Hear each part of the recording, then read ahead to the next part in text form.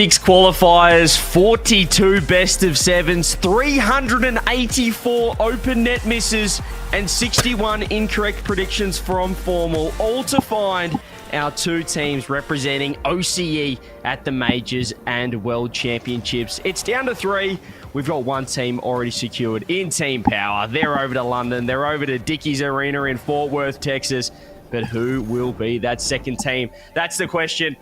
Boys, I'm pumped for the final day. I'm still trying to figure out the math right now of how I got more predictions wrong than there were games. But yes, final day, 1 spot remaining, Yummy, and I'm keen to figure out who it's going to be. Yeah, you can always find a way to be wrong even when there's no case for it. So probably some of those extra predictions go down to who is the best player. I'll add those onto your stats as well. But it all comes down to this. It's a bittersweet moment. We get the excitement of finding out who's going to the Major, who's going to Worlds this season. But it's also our last broadcast, It's been a short but a good one. Too short. Way too short. The season was way too short. I don't like it. We need to petition. We need change. Bring back 3 splits. Bring back more regionals. Rocket League 24/7. I'm here for that. 10 splits. Also, I do want to point out, CJ, we're here looking our best. I was about to say that. Can I get it? I'm going to get a jacket on. I'm getting a jacket on for the next segment. I wasn't aware we didn't have this camera thing. We all rocked up, then all of a sudden we go away for 20 minutes. We come back. Yummy's looking like $1 million. Formal's looking like $1 million. And I'm looking like I just got out of bed, which is probably true as well. Say, I'm looking like $1 million. Formal maybe 150 grand, and you like $10. Yeah, okay. That's on me. I've got I'll put a little jacket over the top. I'll find a little number after this. I think. Gee, we need some more collaboration, some more chemistry amongst our outfits. But as you said, it's the last day of the season. It is a shame that it is. I think we're all it's bittersweet because it's still going to be the most exciting day we know for OCE that we've had so far this year as well. But hopefully next time we can get all 6 events on the broadcast. Shout out to Fortress. They have been fantastic, and their sponsors, Alienware, Telstra and Co. It's been awesome so far. But look, we'll get into that at the end of the show. We still have a cracking day and a cracking qualifiers so far. Kicking off with what happened yesterday. 4 quarterfinals, 4 best of 7s. Formal. We've got basically, it's a race between 2 now for that final spot, as I said. We've got Chiefs, we've got KCP, our first series. But we had some pretty one-sided quarterfinals. Yeah. It was, we had one good series, all right? And it was a series that we were hoping would be the best one with Chiefs versus Kib Gang. A match which Kib Gang had to win in order to keep their hopes alive. They could have taken out the Chiefs and done the Pioneers a lot of favors as well. That one went 7. Yummy. That one was exciting. But outside of that, it was teams that we should have been seeing as the favorites advancing and making their way through. Yeah, but we did get to see Ground Zero make their top 4 for the first time this split. They made it last split, but finally did it again. We got to finally see Gremlins, on the broadcasts again, so we can be happy with that. My biggest shame, actually, that we missed out yesterday is HSP had to verse Power. Everybody's losing against Power, fair enough.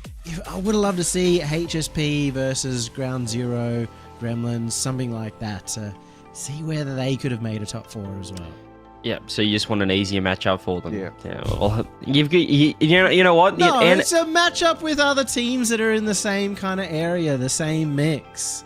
So Ground Zero is none of those teams have ever made a top 4, and it's just the advantage of being in the right side from the Swiss. It doesn't matter where they finish, Yummy. They'll always have our hearts, HSP. So, look, I'm content with how I can't wait to see them. Hopefully we get, I don't know what iteration of team it will be, but we need HSP back for next season 100%. So those were the qualifiers yesterday.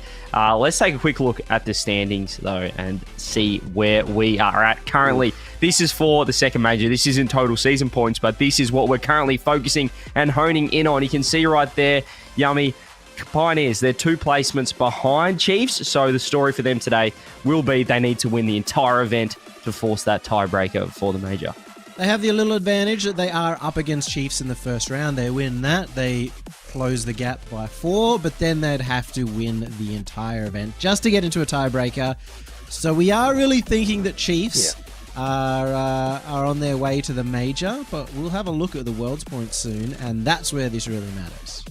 Yeah, I mean, that is going to be the long goal. But even then, too, it should be worth noting that the tiebreaker as well would be played immediately after the finals. So they would have to win essentially 3 series in a row today. But yes, as Yummy was saying, it's all about the world's points as well. And this is where the season points are standing. If the Chiefs are to drop this match, it means they're going to have to win a few games, once they get to that major, CJ, if they are to qualify for the Worlds in Dallas. Yeah, it's basically an 8-point swing right now because they're playing each other in this first matchup. So Chiefs get the win here. They're looking pretty good. They're all but secured. If Chiefs get the win, they're in both. Yeah, they're all but secured for Worlds. You get 5 points minimum at the major just for rocking up.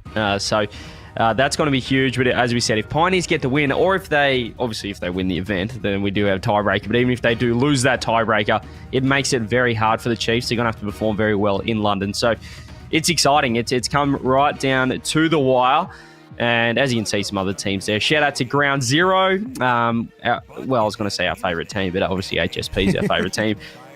Fourth, Formal, any kind of words for them, or the Gremlins in fifth? I think the Gremlins, again, that 5th place was deserved because of their first split, which unfortunately we didn't have a main broadcast. So if you're looking at that wondering how the heck is that team there, well, you should have been watching the team streams to see how they pulled that one off. But I'm actually pretty happy to see Physics up there as well. I think they've done pretty good for themselves this season. They've done well across the 2 events. Obviously, we talk about HSP a lot. They've done it just over the 1 split, so pretty impressive to get into 9th place from there. And we also have to remember there was a previous Chiefs roster that completely fell apart that was sitting in the 3-4 area too, in a tied 3-4, that probably would have been up here too. So, maybe a little advantage for Pioneers and Chiefs that team did fall apart.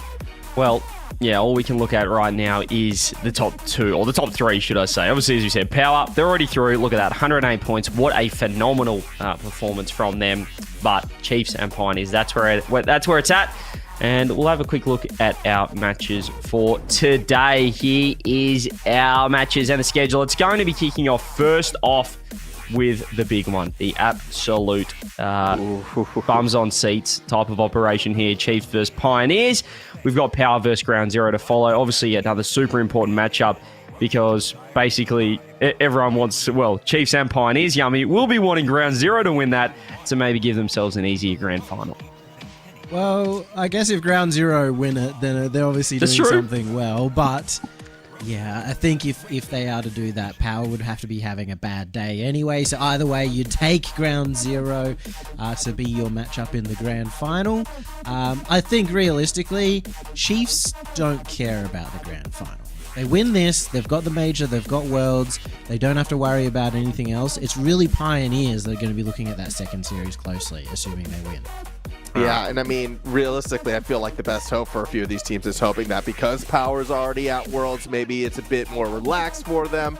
Maybe they don't take this as 100% seriously. I think that's a big hope, though, because these guys are driven, they're competitive, and with all these talk about Worlds happening as well, Power being that team to potentially go for the perfect season, winning every single regional, is kind of a secondary storyline, which is worth following as well. So I have a feeling they're going to be pretty motivated, and I do feel any matchup against that squad is going to be very, very tough. And speaking of do or die for this first match, I'm thinking of 2 players, CJ. You've got Mock, who's never been to an international event as a player, but you also have the hidden player on that team, or the bench player on that team, Fiber, who may still think that he gets to play at Worlds if, and he's also been the one to earn them points all through 5 events of this split. I'm sure he'd want them to do well as well. And can I just say, whoever in production is writing these little headlines down here, firstly, you went early on this second one because no one in chat put F. There were a few E's. I'll give it for our caster gradings. But, I mean, come on, what are you guys doing? No, I just getting back. Sorry, I was so distracted by this production trying to mess with us down here. It really is interesting, isn't it? Because obviously, yeah, as you said, we have the mock inclusion. Formal, what does that add to this matchup? It feels like a real wild card sort of thing. Now we sort of forget about their previous head-to-head results because it's a completely different roster, I guess, that will be playing the Chiefs today. Do you think that plays into their advantage? A little bit of element of the unknown? I think it has to be a downgrade just purely on, 1-to-1. I've been tossing this one up actually over like the past week or so on, is Mock a downgrade for this matchup? And I'm not sure it 100% is. We were talking a bit about it yesterday when we were watching them play. Mock is that aggressive midfield player. And I do feel like the Pioneers, with him on the lineup, they could be looking faster cuts in the middle field, faster challenges that they're hunting for. And I feel like that plays more into Mock's wheelhouse than Fiber, who's traditionally been someone who's been playing a lot further back. That could disrupt the Chiefs. That could make things a little bit interesting. Look, I'm trying to make an argument for this move because it confused me at first. Yeah, but you can.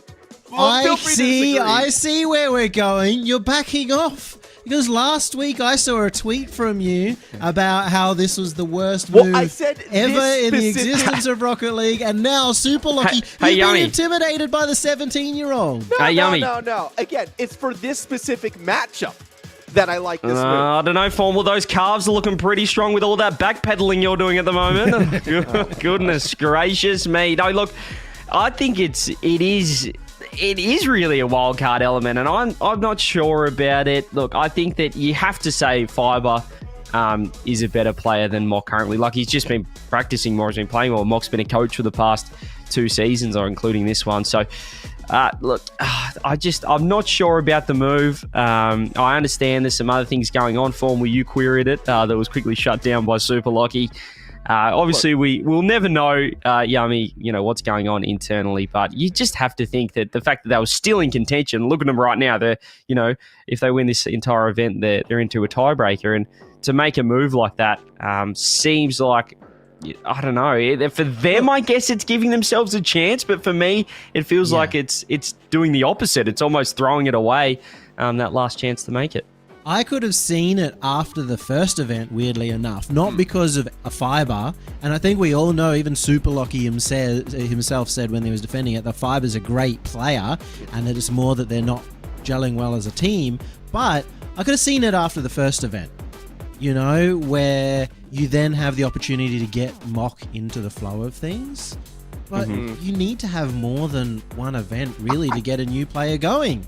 I mean, I'm going to go back to this idea that I've always been proposing for, and everyone's always ignored me because it's probably a terrible idea, but I still want to see the cohesive 4-man roster where you do mix players depending on style, depending on matchup, to get people off balance. I would be okay with Mock in this game, and then Fiber comes in for a matchup against Power, because I think Fiber would match up better in that. I think that would be cool. I think you're playing you like your strongest team. You're playing Football Manager 2024 or something. But why not apply it to Rocket League? Why not see something a little bit different, especially when we've had one team dominate? You have to mix it up in order to try to throw them off. The reason is you can't get 4 of the best players on one team. I mean, Mock played on Him Police last at the end of last season, which was a, what you would call a bubble team yourself.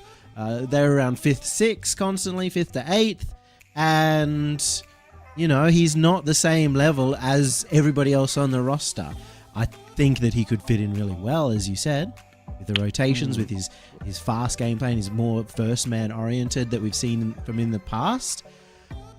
But you still don't expect to be able to get 4 of the best players on one team, because one of them needs to go and play with another 2 so that they can get into Worlds or LAN themselves.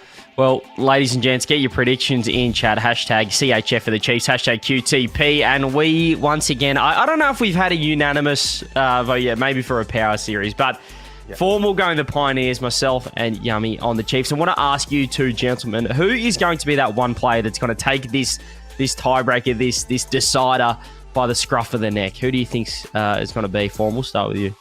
I mean, we've seen what a motivated Super Lucky can do in the past if we look back to last year. And if the Pioneers are going to pull off, and I will call it an upset, if they are going to pull off that upset like I think they can do it, it's going to be that performance from Super Lucky once again. He has to be that MVP one more time to get them through. I think that's the shout. And I would have predicted Pioneers if they had, not made the roster change middle of the split or 2/3 of the way through the split. But because of the change, because of how long it takes to get a new player into the roster up to speed, I am sticking with the Chiefs, which means, realistically, any three of those, but I was so impressed with Hunter yesterday that I think he could be the one that just takes over the series. Yeah, I just really like the rivalry here. We've got the former teammates. We've got Hunter versus Super Lockie. It's going to be an absolute doozy, so I'm looking forward to this. This is the blockbuster matchup, ladies and gentlemen. Chiefs taking on Pioneers. Chiefs win. They're through to London. They're through to the World Championships. Pioneers get the win. They knock Chiefs down a little bit of a peg, and then maybe they can go on and win the entire thing to force a tiebreaker. Yummy Cheese Man and Max Formal Casting take this one away. Whoa. This is such an idealistic match. It is the two teams, Yummy, that you want to see playing for that second place spot. I love that shout out, though, that you made of Hunter being that stand-up performing player for the Chiefs. He has been so strong, and it looks like he's just been getting better and better every regional as well. He's been the one with the ice moments, and I feel like he could do it again as well. That was a great shout. We've talked about him a lot. He's become much more of a team player, and this Chiefs roster, the old Cuckers Minions roster, has become a very solid trio unit. We're expecting good floor, good consistency coming out from these three. On the other end, consistency is going to be hard to come by, so you're looking at Super Lockie, but you're also looking at somebody like Amphis, who at times can be the best player in all of the region, and maybe he gets to that mark today. Yeah, I feel Amphis probably hasn't been talked enough by us, throughout these splits and throughout these performances. And I feel, again, the inclusion of Mock, someone who's more willing to play further up the pitch, maybe could helpfully enable a player like Amphis to continue to play down the field and kind of play off the opponent's backboard and play off the backline, where we used to see him constantly stealing boost, constantly making plays back when he was playing at his peak on power. That's the kind of the Amphis I'm hoping to see. That's the Pioneers I'm hoping to see, because I still feel the key for their winning is going to be pretty much the same aggression levels that we see from a team like Power.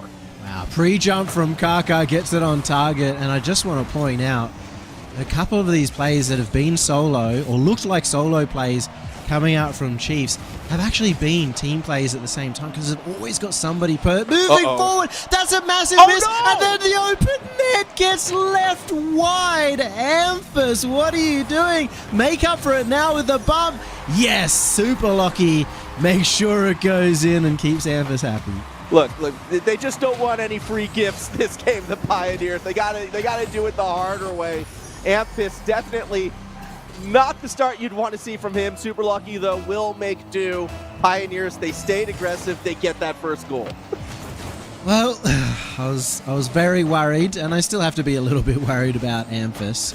I will point out that because he stayed so close to that ball, he was threatening that further shot. That kept Hunter on his haunches and actually stopped Hunter from making the save. So still had some impact in the end as well. Hunter, nice little 50 in the middle of the field, won't be able to go much further than that. Mock now off the roof, late flick straight into Kaka, who will be able to clear this one out. Chiefs playing from behind. It does feel like the Chiefs have taken a couple games to warm up in the past. They are a team that seems to come through later in the series more often than not. So if they even have a cold start right now, I'm not sure Chiefs fans should be that concerned. Oh, sure. They've made late comebacks every single time, as you said, and, they've beaten Pioneers both times this split so far. Now, there's a good shot. Ooh. No! Why is the crossbar always cursing us down here? We had them all yesterday, and once again, the crossbar has foiled the Chiefs. It's just a little nervy Rocket League. It's only Worlds potentially on the line for a win right now. I can see how that might be affecting some of these touches. Super Lockie backboard tries to slow it down. Hunter, good job in breaking it up. The emphasis shot straight on, but that could set up Mock. Kaka quicker to the play. Now up to that one quickly from Finn. Got to remember, you look back to the beginning of this split, and a lot of us was thinking that Pioneers would be that clear second team. They were the favorites. They brought in Super Lockie, who was meant to be a big upgrade, but obviously just didn't gel between the three of them. That's why they have made this roster change, and I will say, despite we have been criticizing the roster change middle of the season, both us and also a lot of people over on Twitter and on Reddit and everywhere that OC is being getting talked about. But how vindicating would it be for everybody, Mock and Super Lucky, for making that change if they manage to go through here? Again, though, realistically, the expectation would be a power in that grand final, and that turns into another beast entirely. Finn looking to cross up. It would be a very vindicating moment, but how vindicating would it be for the Chiefs as well to continue to find this winning streak, to come into this, people kind of riding them as that number 3 team, for a player like Finn to get himself playing in his first major? It would be a massive monument on his career after being so close so many times. For the Chiefs to finally put it away, it could be great for them as well. It'd be so awesome to see Finn at his first major. He's such a good bloke. He's been around here for a long time. He's made it to finals. The thing that we've been missing from him is consistent finals, and as you said, the thing we've been missing overall has been our number 2 seed being consistently in the finals, showing that they're at least the clear number 2 in the region. And it looks like Pioneers have taken the first step towards shutting that down from Chiefs. Oh, stays up. Haka, long drive down, goes for the pass back high, but it will be collected by Mock on the backboard. That should be enough for Amphis to get it down. Yeah, Amphis is actually just going to try to take it all the way. Turned it into a shot, which is interesting. Mock will be the one who ends it. So the Pioneers take the first game, 1-goal game, a few errant shots, I'd like to call them. Crossbar probably gets the MVP for that defensive effort. However, only game 1 in this one. Pioneers, though, right foot goes forward. Is pretty equivalent in terms of shots, in terms of overall possession, but the difference was that when Amphis ended up hitting the crossbar with his open net, there was a great follow-up that came from both Mock and Super Lucky in order to turn that into a goal, where the Chiefs didn't get the same credit. They weren't in the same position, and that's why they had zilch on the board. Donuts in terms of their goals. A little surprising for a team like the Chiefs, who have been able to really keep people in their defensive half and score a lot of goals in the past. Again, it goes back, though, when I look at sort of more of that first half of the game and how quick the Pioneers' cuts were and how willing they were to play a little bit more forward. I think that does hurt the playmaking capabilities of someone like Hunter, who kind of wants to do the same thing on the other side. If the Chiefs are going to come back into this series, they're going to have to find ways to get the ball more consistently down on that Pioneers half so they can start to be more of the aggressor. And usually that's something that Hunter has been incredibly strong at and Kaka has been incredibly strong at. So they're kind of the 2 names I'm looking at as we get ready to go into game number 2. I am looking for Kaka to get up to the ball quickly, to continue shutting down Hunter, but most notably, just finding really solid positions to create passes for the Chiefs. You know, they've been a great passing team, and it's largely because when somebody else is on the play, he's giving them the option to not just go for the solo play, not just to hit the ball forward, but to actually take that sideways hang on off the kickoff. We almost had a little bit of an opener from Hunter in the first few seconds. And that's what I want to see more from Hunter as well. Again, so big reason why he's been one of these key standout players has been some of these solo mechanical plays. Unfortunately, that one does get slowed down for Super Lucky. Leading the charge back right now. Let's see if the Pioneers can keep the pitch short. Mock's first challenge wasn't immediately jumped upon by Amphis. Had to burn a lot of boost to stay behind it. Still finds the shot. Kaka's there for the save. I still like that kind of play coming out from Mock. Focus on the 50s. Focus on the control. It's what he's always been good at. He's been going for bump plays and boost steals as well, trusting that his 2 teammates have got that covered. And that shows that they've at least been putting some good time in on the scrims, that he, as a coach, he definitely knows what he's doing, because it takes time usually to build that trust. Yeah, and I mean, those types of plays, they can be a little risky, though, if they go awry, which means the mechanics have to be on point so far for the Pioneers. They have been for the most part. Hunter had a bit of a surprise chance right there off of Amphis's miss, wasn't able to put it in. Pioneers maybe got away with one. Have been following Mock for a while now too, and I just want to point out he's giving his the 100 boosts over to his teammates. He's really just trying to get out of the way and enable them as much as possible, which is exactly what you'd probably expect. Will that be Or will we see Super Lucky and Amphasis be able to take advantage of the extra boost, of the extra space being given to them? I mean, so far it's been a lot harder this second game. The Chiefs have been playing a little bit further forward as well. They've been more willing to kind of take riskier 50s themselves at that midfield line as, well, Finn, a bit of a mistake right there. Hunter is able to outpace Mock. Ball up for grabs. Left for Super Lucky. No real sense of urgency so far from either team at some unique moments in this game. Yeah, he didn't have boost there, so he had to avoid his teammate coming in from in front. Maybe a little miscommunication to start with that took a little while to get sorted out.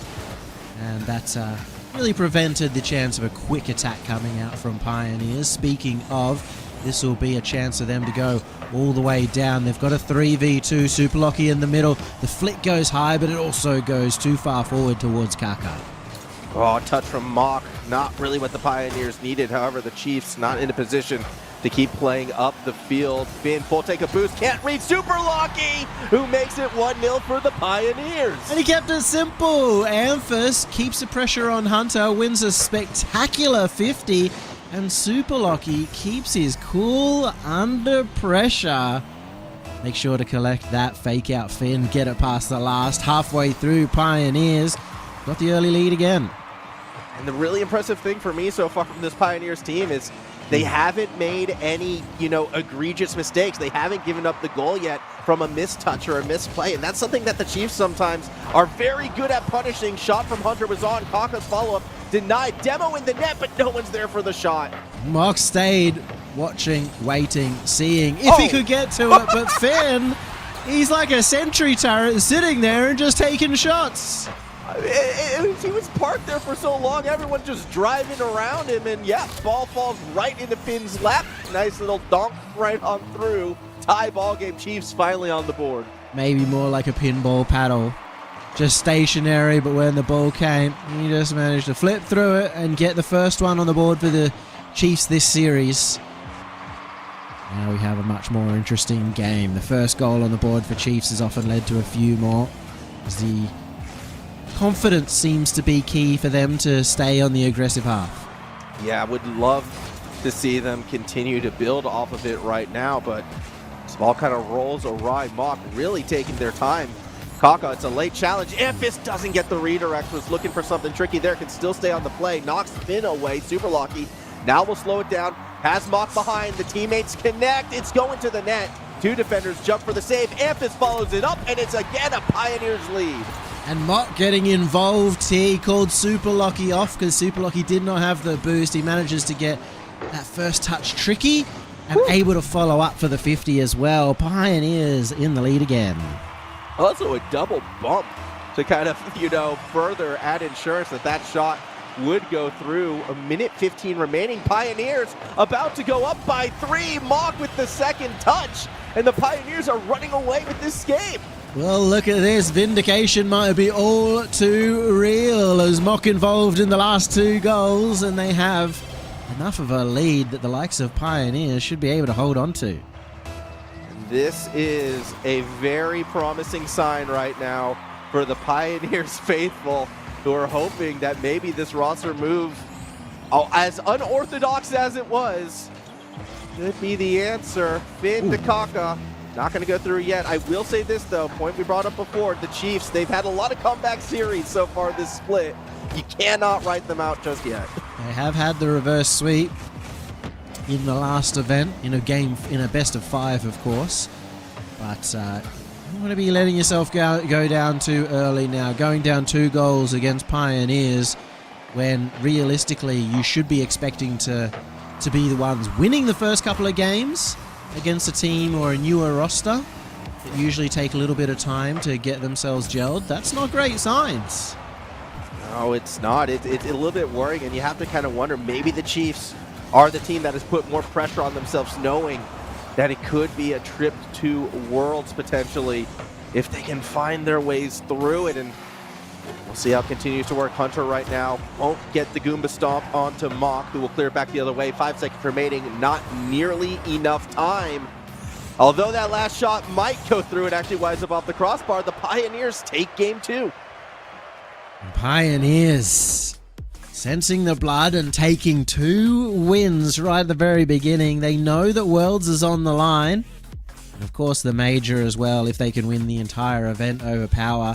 I think they would definitely expect that they are going to Worlds if they win this series, as we do get a Chiefs timeout, by the way. But, you know, not many people are expecting the Chiefs to go 2-3. If you can't beat Pioneers and Power on the regular, with Power being the team that have managed the 2-3s, you're not expecting them to be able to do it. Yeah, it kind of that right there. It would be doing the Pioneers so many favors for themselves looking at Worlds. Not to mention the fact that they could even still find the major if they can complete the three-peat and take 3 in a row. Would be interesting to see that rematch should it happen between the Pioneers and the Chiefs, but that's getting way ahead of ourselves right now. Pioneers still need to close out this series. Timeout buff going to be going to the Chiefs, and what do you want to see different from them stylistically to get themselves back in this game? I want to see what we saw more from Finn yesterday, where he's controlling the midfield a lot more, that he's willing to go for the early challenges, and then let kind of your Kaka have cleanup duty and your Hunter get the space out of those. Because I feel like when Finn goes into his shell, he's not as impactful in terms of midfield control, in terms of possession of the ball, but he also doesn't tend to have a lot of impact in terms of solo plays when that happens. So we'll see if he can turn that around and get that mojo back. In fact, I think a lot of the times the reason that Chiefs make that late comeback is based on Finn's aggression more than anything else. Well, we'll see. I mean, I would like to see a bit more aggression as well. It does feel like from the Silver Eye that Pioneers just have been controlling a lot more of the tempo, have been controlling a lot more of that middle of the pitch, and that's usually an area we do expect the Chiefs to be a bit more dominant in. We'll see if that comes through, though. Both teams hopefully have used this timeout to regroup, refocus a fair bit. Pioneers so far looking like the far more composed team. We'll see if that continues. The Chiefs don't want to let this opportunity slip away. They need to take Game 3. As you said, a crucial Game 3 with Worlds on the line and potentially the Major too. Mocker's been the one who just looks... He doesn't look nervous, you know? And for a player coming in, so much pressure on this team to be able to make it to Worlds. There's a lot of pressure on his shoulders, and he's not feeling it so far. No, it really hasn't looked like the Pioneers have been playing with the pressure of the situation in comparison to the Chiefs. Lockie sets up Amphis, and it takes 32 seconds for the Pioneers to continue rolling on. You can see what Super Lockie's been able to do with zero boost, keep some pressure on, force some early jumps. Everybody for the Chiefs flying left, right, and center. And Pioneers capitalize on the panic.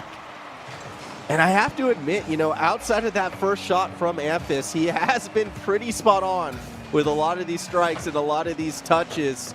The Chiefs, after that timeout, to give up a goal that quickly and an efficient one as well. You have to be worried. Amphis again setting up Lockie underneath. Finn parks the bus, and the ball rolls right on by. I have to look at the defense once again. It's just threaded between two. Great double from Amphis. Finn just landing, and he's landed wrong. That's why he wasn't able to get out to it. And look at that, Pioneers. They do not relent. They do not stop scoring goals. It has been that vindicating performance thus far for the Pioneers, and 2 quick goals. You know they want that third. They want to keep the hurt coming for the Chiefs fans. Finn in the corner. They'll lose his possession of the ball. Super Lucky will take it with boost flicked up. Here comes Amphis. Net is open. What is going on? Well, the timeout buff usually works, but not this time. Not with KCP making the defense scramble every 10 seconds. Look at the first touch. They've been playing a lot more rushed. They slow it down for that one. Super Lucky gets it past 2 over the top of them. And, well, Amphis, he may have missed one in the first game. He's not missing them anymore.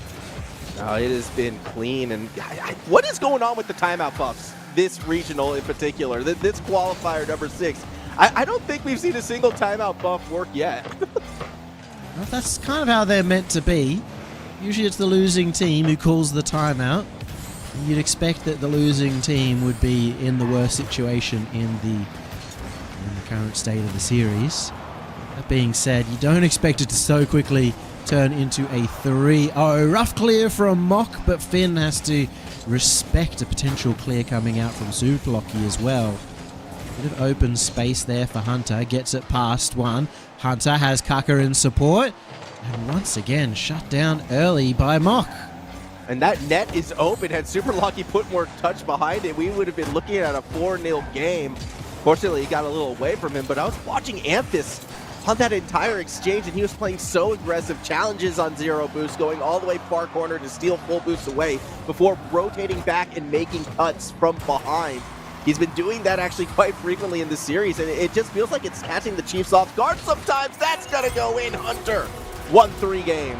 Speaking of catching them off guard, it's just a straight up disrespect from Hunter. He's going in originally for the 50. I think it was Amphis who flew past it, and well, all of Pioneers are rushing for boost. Crazy to think that that's only the Chiefs' second goal this game. Hunter's first. Coming off that shot right there, an advantageous goal, something the Chiefs have used to bring themselves back into some series in the past.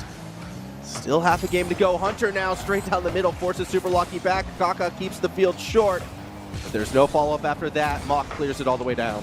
Well, I did say it takes a while for a new player to get ingrained in the team, for the rotations to figure out across RLCSs. And you look at this event as a whole, day one for KCP didn't start as amazingly well as it could have. And it seems to be a process over the course of the event after going to Game 5 against Reaper's Scythe, getting better and better. Game 4 for the next one, Game 3 in the next, and then eventually yesterday we did see a Game 7, sorry, not a Game 7, a Game 4-0 against Reaper's Scythe, the original team that they versed. It shows that maybe just this one weekend has been enough for Mock to really go through that trial by fire. I mean, it has been looking good. Net is open for Amphis, but too slow on the strike. Two defenders able to rotate back for it. The important thing, though, is it's burning all of the Chiefs' boost and just not able to get up the field. We are a minute away from the Pioneers up 3-0 in a must-win series to stay alive. It has been the dream start for them for certain as time keeps whittling away.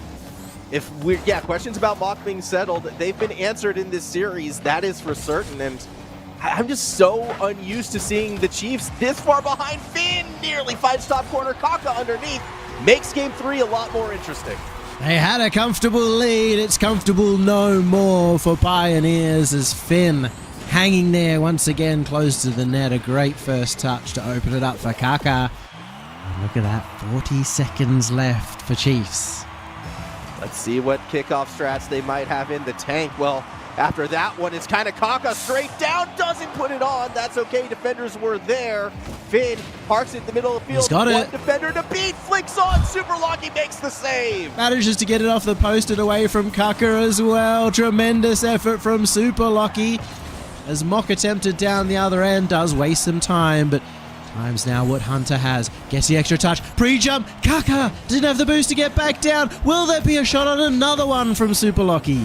10 seconds left, one last chance. Tight cut from Finn. Buys time for the others to get boost, and they're going to use it on this charge. Locky is up, going corner. Finn should be there. Kaka's looking for a bump, drives right around Mock. Finn had to go 1v3, got past 2, but can't find the third. Pioneers up 3-0. You were looking for Superlocky to be the MVP of the series, and look at him there. 3 crucial saves at the end of the game when it looked really like Chiefs were about to score and tie it up. But you always know that when the going does get tough, Superlocky has always been the one to step up. And the crazy thing about that game in particular, too, just looking at the shot counter at the end, I mean, Chiefs, they had a lot more possession that game. They were putting the shots on for the first time this series, realistically, but Pioneers defense ready for it. They got that early lead, and they were able to do enough to hold on, reminiscent of Pioneers of the old, perhaps. Either way, one game away from a sweep on the Chiefs, Yummy. And even though I predicted them to win, I still thought it'd be a 6-7 series banger. Yeah. I did not see this start happening. Yeah, these two teams were meant to be close despite Mock entering the arena for Firebarton. I don't think anybody's going to be calling a 4-0. Now, Chiefs were the ones that reverse swept Pioneers in the last event in a best of 5. That's a best of 5 though. Best of 7, all that much harder. The one thread of hope is that Chiefs did score the last 2 goals. Well, we will see. Momentum could be on their side, and this is a Chiefs team that has been particularly difficult to put down in the past. There's a reason they've gone back-to-back finals in both Regional 4 and 5. It would be a bit of a heartbreaking move, but it wouldn't be the end of the world for the Chiefs. Again, even if the Pioneers do win out, they would still have a second opportunity at it, so we'll see if it even comes to that. As at the moment, middle of the field, Finn putting it backwards. Kaka has to dive back to recover the play. Chiefs know that Worlds is on the line here. I think the one beauty of this series is that even if Chiefs do lose, they know that it's always in their hands to get to Worlds. There's always a scenario, as long as they get to the major, that they can make it to Worlds. But it might involve getting a top 8 if they lose this series, and it's looking more and more dire right now. Do have a little bit of attack right at this moment. Bit of pressure going on as Mock uses all of his boost, and he gets it down to Super Lucky. Yeah, all the way to the backboard as well. Kaka looking to rotate around, looking to increase a bit of the... I would want to see an increase of speed from Kaka as well, but again, it's these tight cuts. Maybe a little bit too tight right now. Super Lucky from behind, able to make the Who save. else? It's always Super Lucky. He's covering the defense over and over again, despite what looked like a surprise breakout. Speaking of surprise, Kaka caught off guard. Kaka manages to stay low and pack up his teammate for the save. Yeah, needed to find that touch there, unfortunately, for the rest of the Chiefs. I mean, there's not a lot of boost. Demos will help. Locky in a 2v1 does just enough to get in the way. Hunter's follow-up will be disrupted by Mock, and again, the Pioneers' defense holds. Pioneers have held defense pretty well, but both teams have kind of struggled against a barrage of shots throughout this series, so it's really important to get out of defense quickly. Oh no. That pinch, it's going on target. No. There's no chance for Mock to get back. Chiefs on the board. That was Super Lucky's touch that went back. Oh. That was a pinch off Locky. If Finn never touched it, that was a cross-pitch own goal. You hate to see it. It is the risk you take when you jump off your opponent's backboard to try and make a play. Kaka, well, he almost had one off the kickoff. The bump coming out from Pioneers to save the day. The Chiefs now have got 3 goals in a row. They've got to feel confident that they can at least start this reverse sweep. Yeah, I mean, it's the first lead we've seen for the Chiefs this series, in fact, all the way in game number 4. Ridiculous. They have to build off that momentum, Yummy. I don't think they can settle with just one. I don't think we've seen any series where Chiefs have struggled to get an early goal, maybe struggling to hit those. Both a shot and a pass from Kaka. In the end, going between the two will be Kaka again, following up. Maybe trying to get a 50 cut. Mock plays it smart over to Amphis, playing it back, but Finn intercepts. Mock low on boost, and he still gets the pass up. Yeah, this could be good for the Pioneers, but they don't really have the boost to keep it sustained right now, so the Chiefs will start to bring it right on back. Nice air dribble bump. Wasn't on target, though. You see Kaka starting to take over that first man duties. First on the ball, but Amphis out of nowhere brings that angle and secures the goal for Pioneers. We said they needed a peak. This is as peak as you get. Doesn't even use the backboard. It's the last moment touch before getting there. Amphis reminding us who he is. Fantastic goal. Don't give it up on the kickoff. Surely not. You work that hard, you become Mount Everest. And yet this is how you concede immediately afterwards. What a kickoff from Kaka, though. He saw the angle that his opponent was coming in, smothered it straight towards the net. And, well, Chiefs back in the leads. Still hungry for this win. And what are you laughing about? I'm laughing because we had to get to game 4 before this series. We're starting to see both these teams peak, Yummy. We're now starting to see that competition elevate. Demo's in the net. Here comes Mock Hunter diving save. Look, this is much more what I expected. Big plays, back and forth leads, chance for the Chiefs to get themselves back in it. They won't score on this attack. Really surprised not to have somebody like Kaka in the position across for Hunter there and his play across the net. It's what Kaka has been doing and the reason why he's been able to score ridiculous numbers of goals in previous series. It's not been off his own solo plays, it's been off his positioning. And yet, maybe just missing a little bit here, maybe just trying to hold on to this 1-goal lead. They can't do that too often, as there's the opening and Super Lucky brings it back. A 2-all game. Match point for Pioneers. Amphis on that speed to get it across the midfield. Mock just off camera to the right there was the one getting the demo as well to open it up. A true team effort for the Pioneers. All three players looking in sync to equalize it again. And Lucky off the kickoff almost got the lethal beat against Hunter. Pioneers, they're 1 minute away from possibly, oh, they still need to get that one more goal, but the sweep's still on.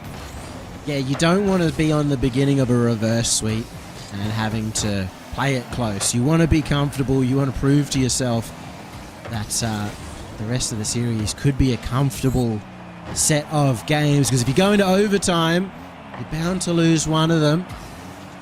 Mock doesn't want that to go to overtime. Up to Super Lucky, who's been scoring a lot, saving a lot, touching a lot. Over to Amphis, who now has the backboard. Hunter is awkward. Manages to just get a touch. Mock's turn, though, from the same position, and is just holding that ball in place. Lucky is not able to outrace Hunter. 13 seconds left in regulation. Chiefs will get a chance on the attacking half unless Mock can keep it in a safe spot. Kaka's underneath. Challenge goes awry. Amphis has Super Lucky. They connect to the backboard. Hunter's there. Lucky does not find the touch, and Hunter actually wants to keep going with this yummy. He does manage to get it high. Kaka keeps it up in the air too, but will it be the death of that roster? Reset. No. Super Lucky missed the flip reset. That was spooky, but it's not coming through. Chiefs must win overtime, you dare say. And then a lot of work after that. The Pioneers can get themselves one step closer with one more touch, one more goal. Amphis leading the charge. No boost, no chance. Oh, he almost caught up to it regardless. Now pressure placed on by Kaka, but a double demo turns it into a brief 2v2. Just going for the 50, and it was a chunky one from Mock. Oh, good thing for the Chiefs. The rotation's on point. Has the defender back. Kaka now on the attack. Mock keeps it in the corner. Finn doesn't get a touch on it. It's now Hunter all alone. But Lockie will go over the top and straight to the grand final.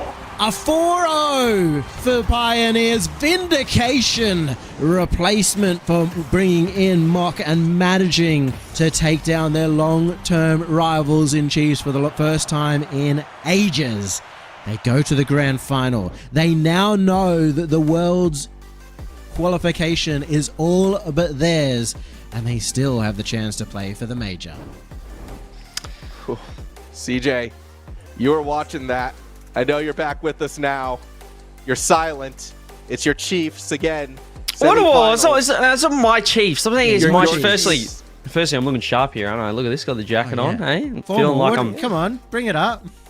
Feeling like part of the gang, you know. Got the got the buttons, got everything. I'm feeling good. I'm looking good, but I'll tell you who's not looking good, and that's the Chiefs. That was ordinary from them. But let's give some credit to the Pioneers. That was the honeymoon that I didn't see coming. I think that was phenomenal. I was actually watching Fiber, who's doing a viewing party of the series there. And yeah, he was kind of just preying on the honeymoon as well for the guys. Obviously, he wants to be getting there the World Championships. And 4-0, like, was anyone expecting that? Maybe a 4-3, 4-2 if Pioneers could do it, but that was the most dominant that Pioneers have looked against Chiefs all season, and it was with their sub, with their coach Mock. Super impressive.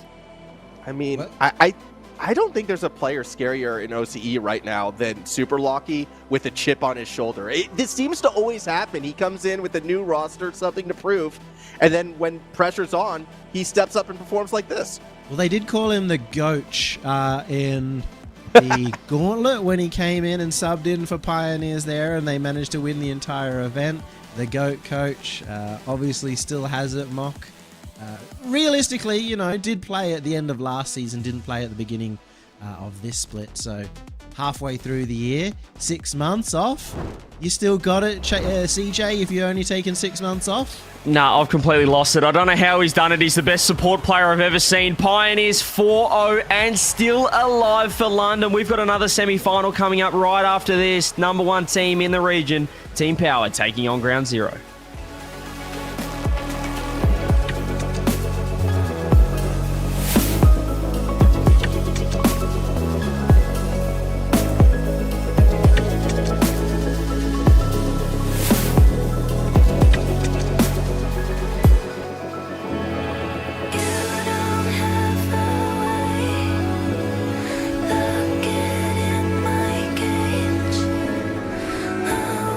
Take your soul.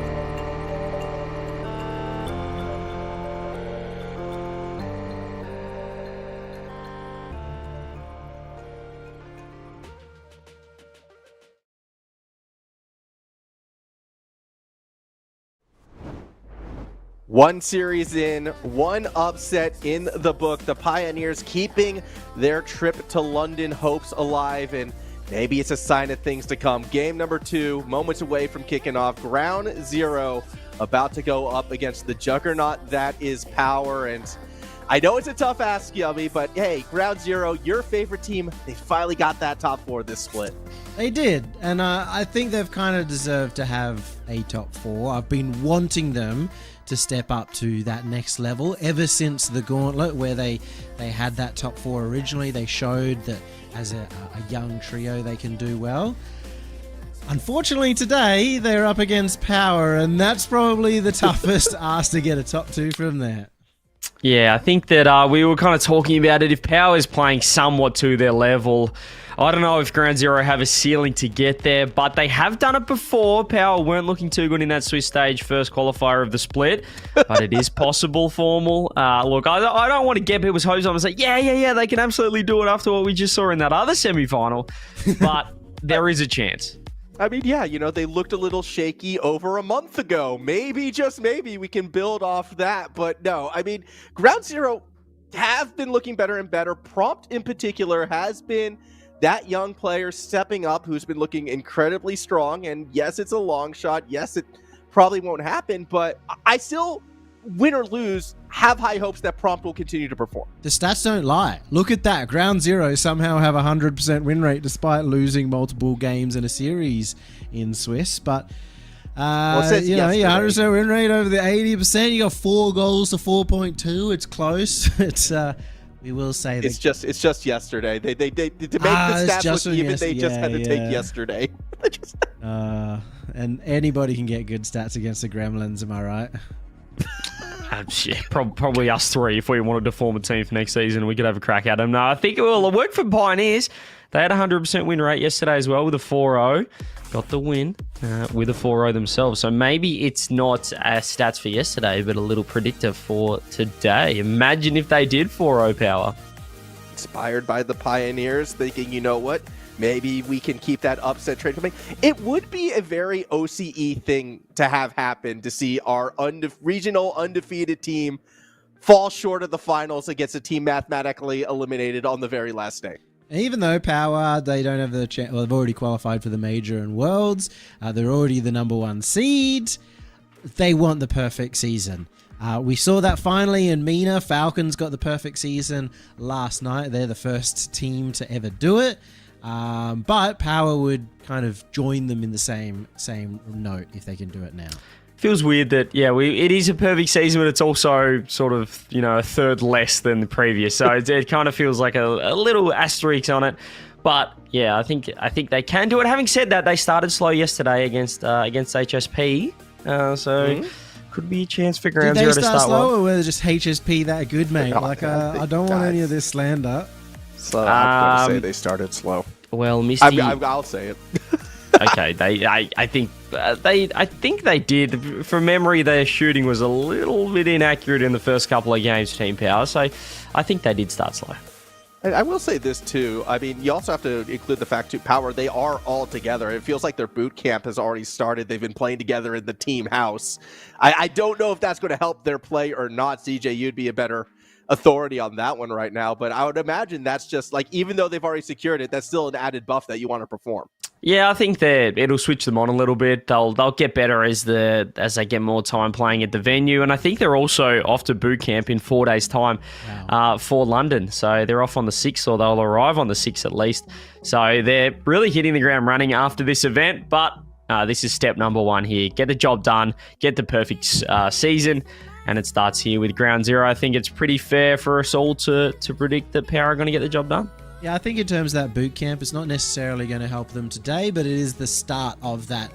What is going to be a 3.5-ish month campaign towards Worlds.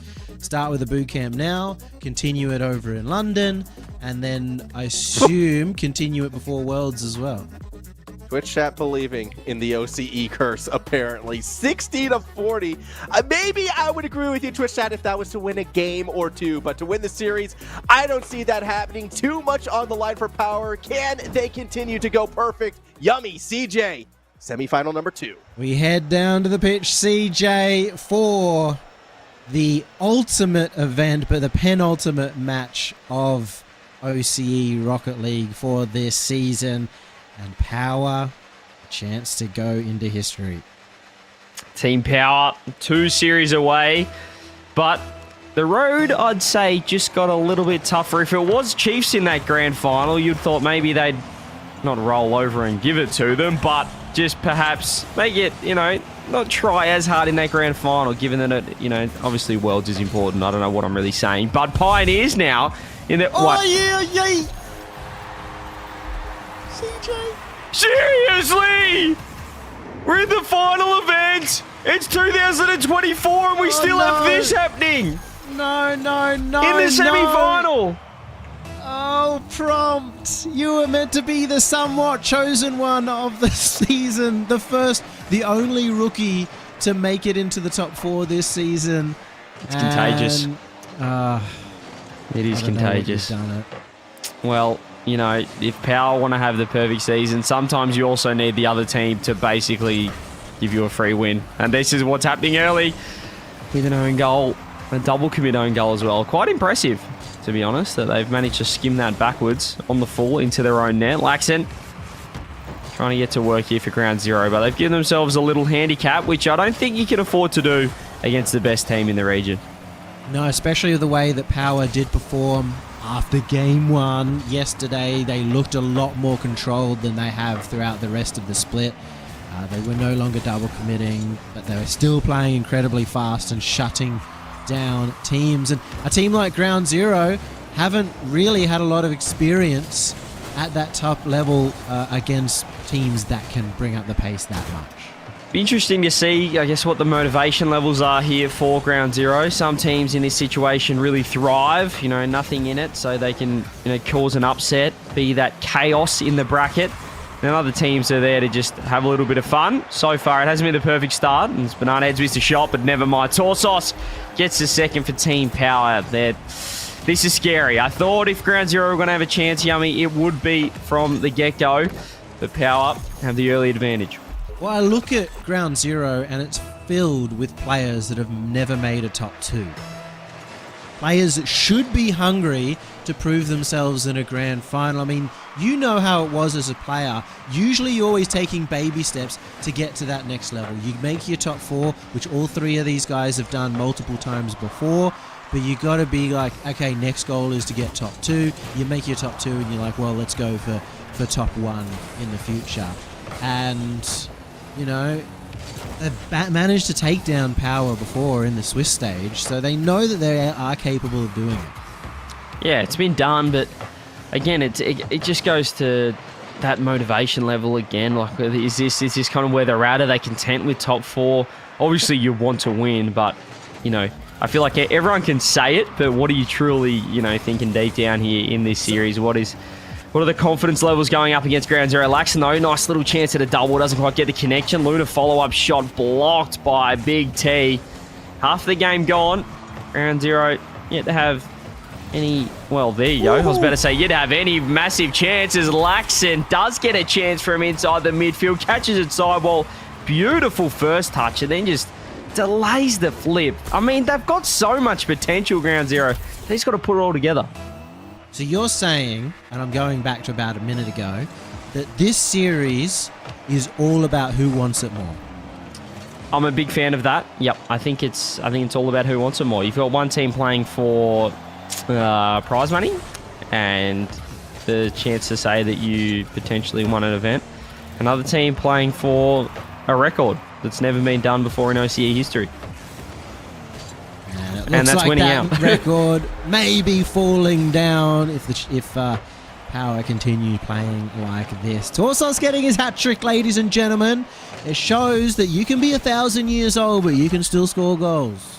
It's just it's the OCE special as well. We have all the mechanics, of the best teams in the world, or I guess the best regions, whatever you want to talk about, but still just simple things like that was just a massive structural mistake coming through from Ground Zero. They give a cheap goal, but down the other end you see Laxon with, a perfect little catch on the sidewall, pre-flip, air dribble, 1v3, and then they just give up an easy goal with Bad positioning.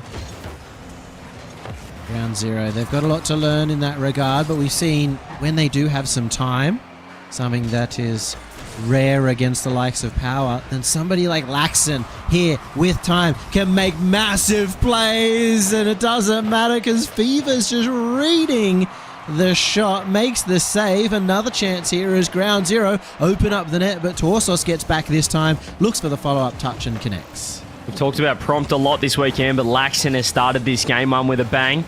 Couldn't quite get that one to work on his second attempt, second goal. Still 3-1 here for Team Power. Just a minute left now.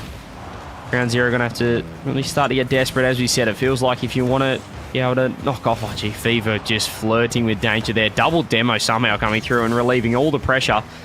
As I said, if you want to be beating Team Power, it's got to be from the get-go, from game number 1. 45 seconds left, and it's not going their way so far.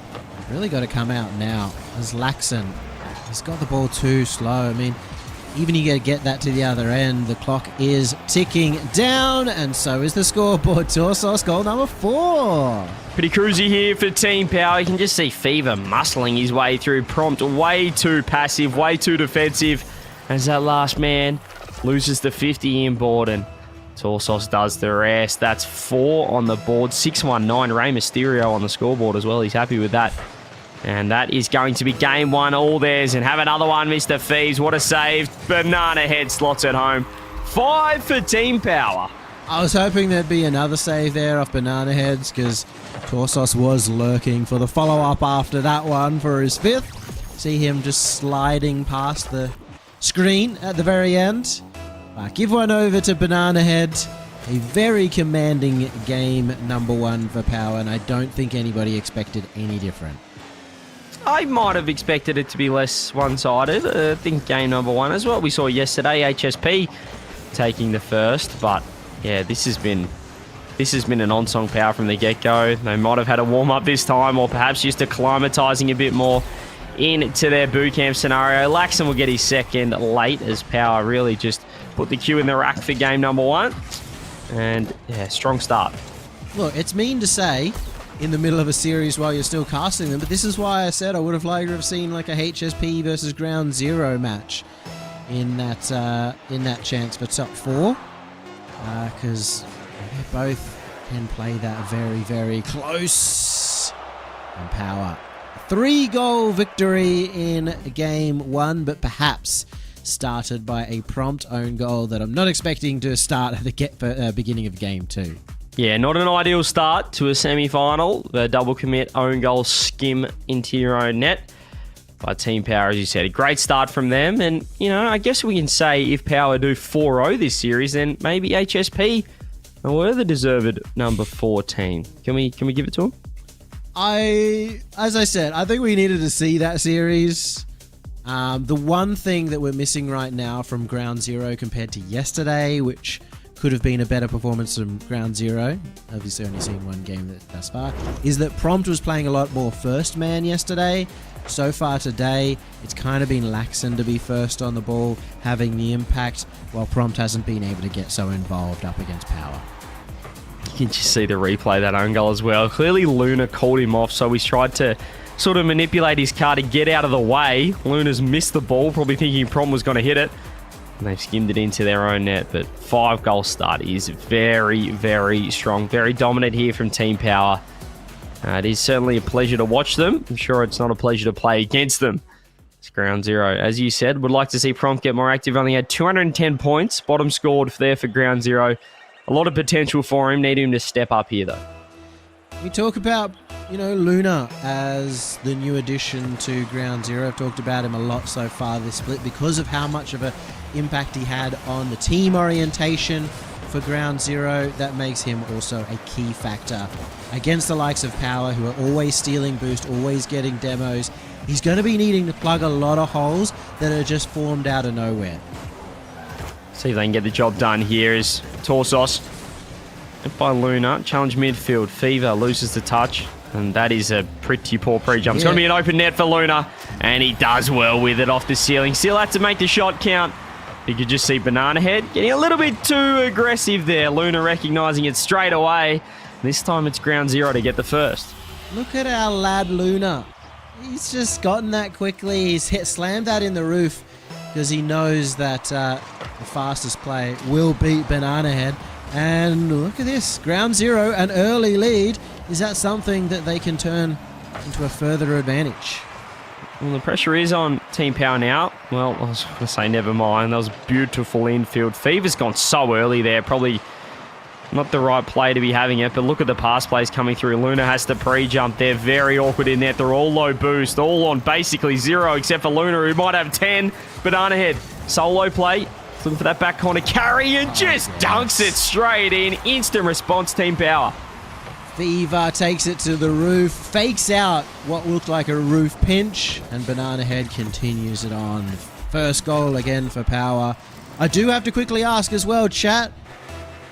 Hey, how's everyone doing? How are you going on this fine Sunday night? If you would, I'd take a quite look at the time. It's lose track these days. Wherever you are, is anyone who's the furthest away right now from OCE?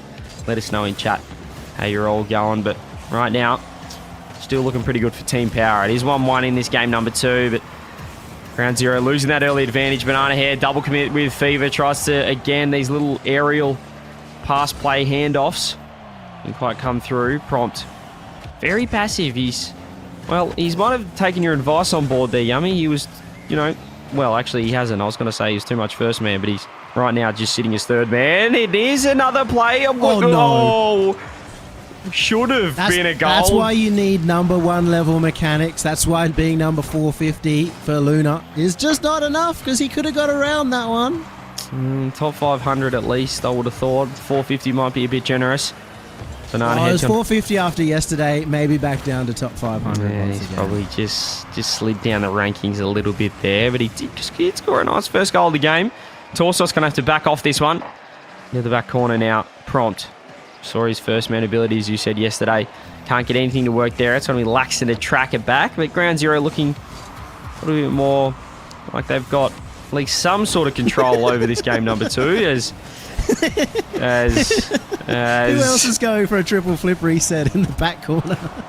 So I haven't seen that since Laxton. Prince PJ back at Season 7 RLCS World Championships. Right now, Ground Zero. They're very mechanical defensively, is something else to probably say. Yeah, maybe not helping them get out of defense too much, but they have got the chance right now. Turn this into a potential goal, and there's Laxton finding the right side of net. Pure counter-attack, and nobody from Power is ready. Yeah, nobody there from Team Power. You can see Torstos committing. Fever with 0 boost, third man. And all of a sudden, 2 minutes left. Ground Zero with a great chance to tie this series up. Now Power find themselves needing that next goal in the 2 minutes allotted left. Had plenty of attacking opportunities, but not level of pressure and panic and demos that we normally see. In fact, seen a lot more demos coming out from Ground Zero while in defense, which is always surprising. Usually you go for the demos in attack when you can really throw your opponents into a loop where you're all of a sudden not left with anyone behind you. But maybe that's really hard against Power because they're always so in front of the ball. Yeah, they're having to play a lot of defense. However, right now, Laxton, what can he do? We saw his mechanics here. That's nearly pinched straight to the back post. Prompt with boost. Ground Zero really in control. They're stealing this corner boost. If they can find a pass or just that extra play, if they had a bit of Team Power polish, perhaps they could have made a better chance. Luna has been completely Doomba stomped on, trod on. That's a brilliant pass, and look how quickly Banana Head's onto the case. Instant the response again. Once you think Ground Zero get the lead, you just see the quality. It's Fever downfield. What a redirect center. The best part about it, Banana Head saw it coming. He was so trusting, and that's sometimes where we criticize Power, that in the defense that they're still expecting every single touch is going to be perfect. But you can see when it pays off that they're going, yeah, my teammate is just that damn good. We are the best 3 players in OCE. I'm going to stick forward as Fever and expect this pass to come back to me.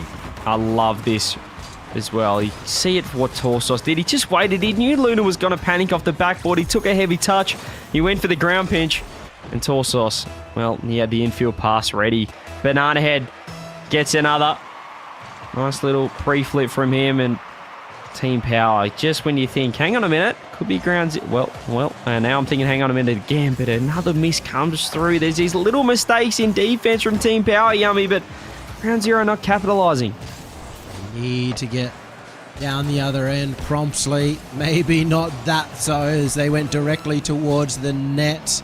Prompt getting this one up. Has plenty of boost. Uses it to go to the roof. Gets the extra touch, but Banana Head plays patiently on the backboard. 20 seconds left. Ground zero putting on a good effort here. Yeah, they're still under the pump, though. They need to find a goal right now.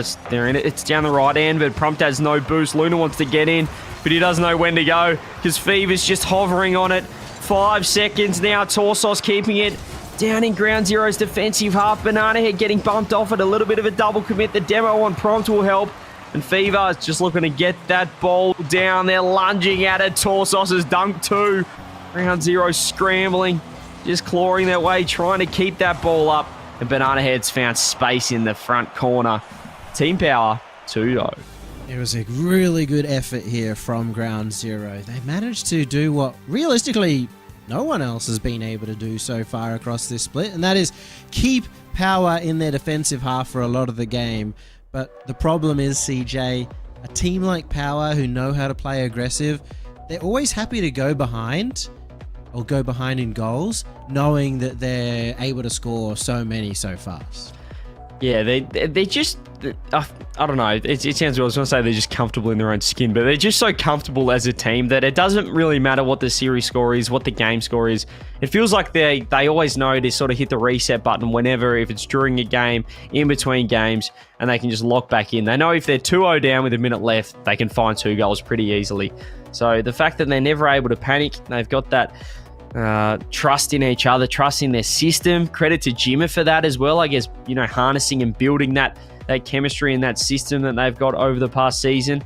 But it's certainly working out, as you can see. Even when they're down a goal, quickly can they equalise and grab the lead back. And the timeout is, of course, called by ground zero. You're a fan of big rosters, CJ. They've got their 2 coaches, Pascal and Slayer. You think... do you know much about each of them? What each of them will be saying? Well, not particularly. Not for Pascal. I do know that Slayer, the former coach for Limitless for SSA, went to the World Championships when I was there over in Fort Worth in 2021-22 season. So he's certainly a multi-regional coach. If you would, I think he's coached maybe an EU team and an NA team as well. He's American himself, so... he's certainly been around a little bit, and Pascal apparently is a pretty hype dude, also German, is the 2-line response from Formal in our little chat here. Well, it does mean Formal has said this before, that they're the most international roster in OCE, because, the 3 players are all Australian, but... Well, actually, no, not all Australian, all OCE, because Laxon is from New Zealand, but they have an EU and an NA to join in. Well, right now, just the Aussie blokes are doing pretty well over on Team Power. Jimmer, one of the most Australian fellas you'll ever meet as the coach on that side of things. And you've got Mr. Worldwide Team, Ground Zero Gaming, that currently just losing to the Aussie Bish Bash. I will say, though, not 100% Aussie on Amphis, he's got his English heritage, and when he's hanging around anybody with an English accent, all of a sudden he becomes very Cockney. Yes, he's got a bit of twang about him when he speaks sometimes. You can see a few inflections every now and then in his voice, and I think he's just putting it on to try and act like he's smarter or more posh than all of us. But look at Fever faking 2 of ground zero in net.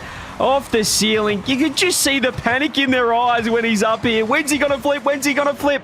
He's going low, and he's faking you all. Indubitably. Fever underneath a lot. The first goal on the board for Power. And it's just been a continuation of the end of last game. Saw ground zero probably play a lot more confident when they did get that first goal, so they're going to have to work hard, get it back to even keel again. They're so good at creating space. Look at this again. Torsos, he was never looking to shoot. Could have been a goal there. The demo came through. Fever didn't get the touch. Banana Head got demoed as well. But Torsos with a lot of speed. And, gee, I tell you what, his consistency has probably been the most impressive thing for mine this season. I mean, he's been a player that we know that Tors can pop off. We've also seen some times where he's, perhaps not making the best plays or looking a little bit shaky, but whether it's his experience, his veteranism shining through, or just his sheer work ethic, he has been so consistent this season. I think he's always just had the best work ethic out of anybody in OC. He's always on the grind. If you ask him if he's going to play any other games, he's like, no, I've got my Rocket League homework essentially to do, which is just playing ranked and scrimming and practicing constantly.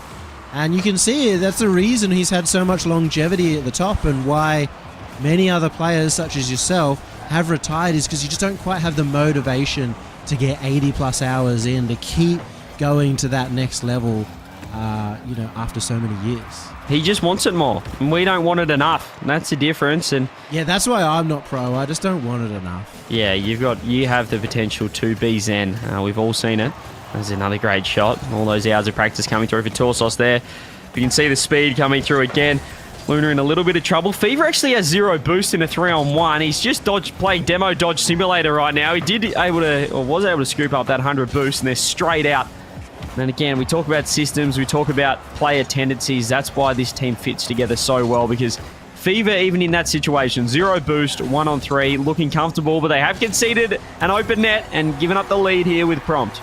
That is the weakness, is if you can get it to the side. I mean, why not see more touches like that from Prompt? If you can get it past the players, you know that the next player from Power is going to dive, especially if it's not Fever as third man. They have no fear, and that's your opportunity to find an opening. That's also the difference as well. I talk about player tendencies. In that situation, it was Banana Head third man, and he's a completely different player third man to Fever. Twice now, he has just thrown himself. We saw the pre-jump in the previous game where Luna was able to get the solo play, and this time it was again Banana Head just throwing himself third man and getting beaten to the ball. Whereas if that was Fever, you would probably think he's, playing his nice little shadow defense game. So it's why it's so hard to verse Power, because you don't know who's going to be committing, who's going to be faking the challenge. You got to pay real close attention to who's on it. Yeah, but right now it's almost, it did work out for Ground Zero. And do need to find another one though. You just know Power's going to bounce back and respond pretty quick.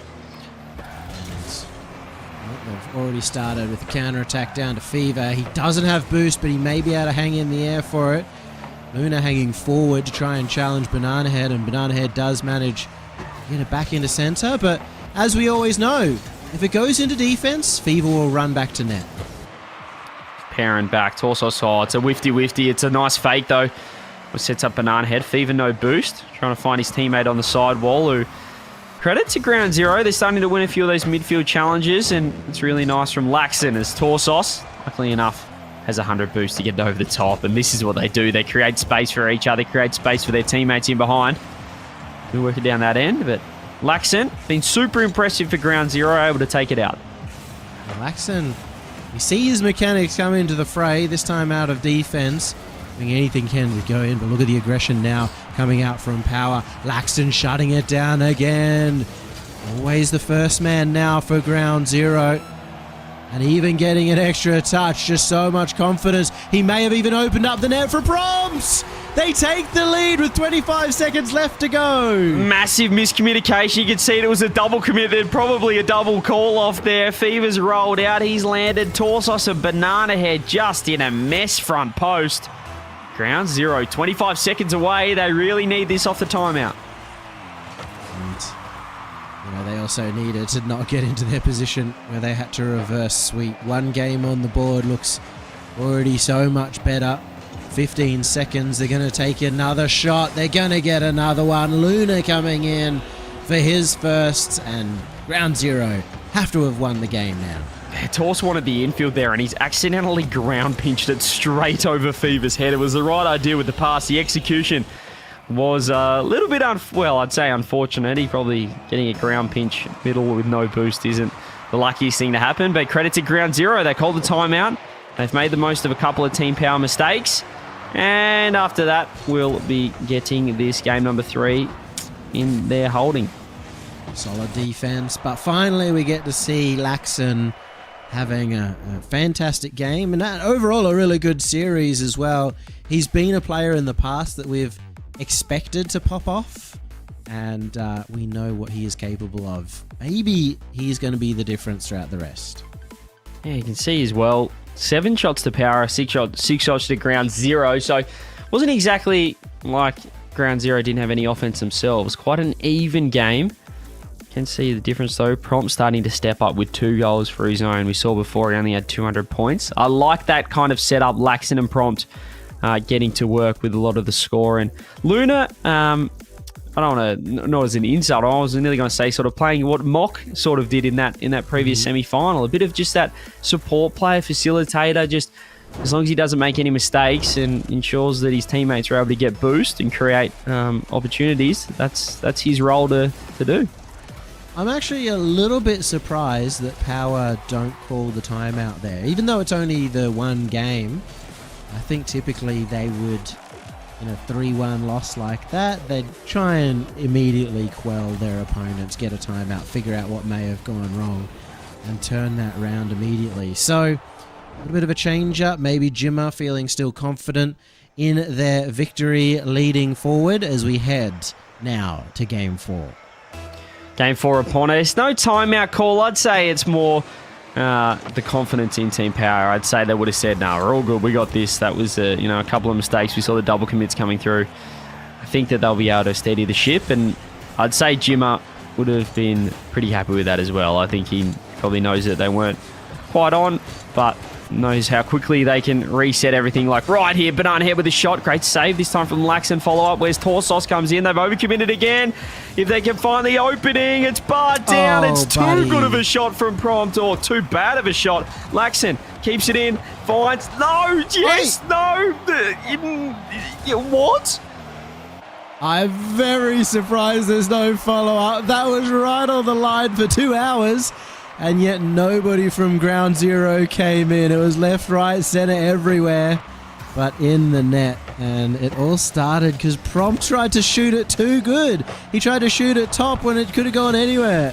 Yeah, it was wide open. He just had to put it somewhere on that left side, and now they've overcommitted. It's a 2-goal swing. No. And not even too much required there from Banana Head. He just gets up to it, gets a simple straight up pace shot, and that's enough to beat everyone. Oh dear. Not the best start here, but ground zero, they look so good. They gave themselves a chance, Yummy, and they're giving up these freebies. This could be another chance. It was almost a goal for Power. They just can't afford to do it. We say time and time again against Team Power, you just cannot afford to give up these easy goals, and that could prove very, very costly.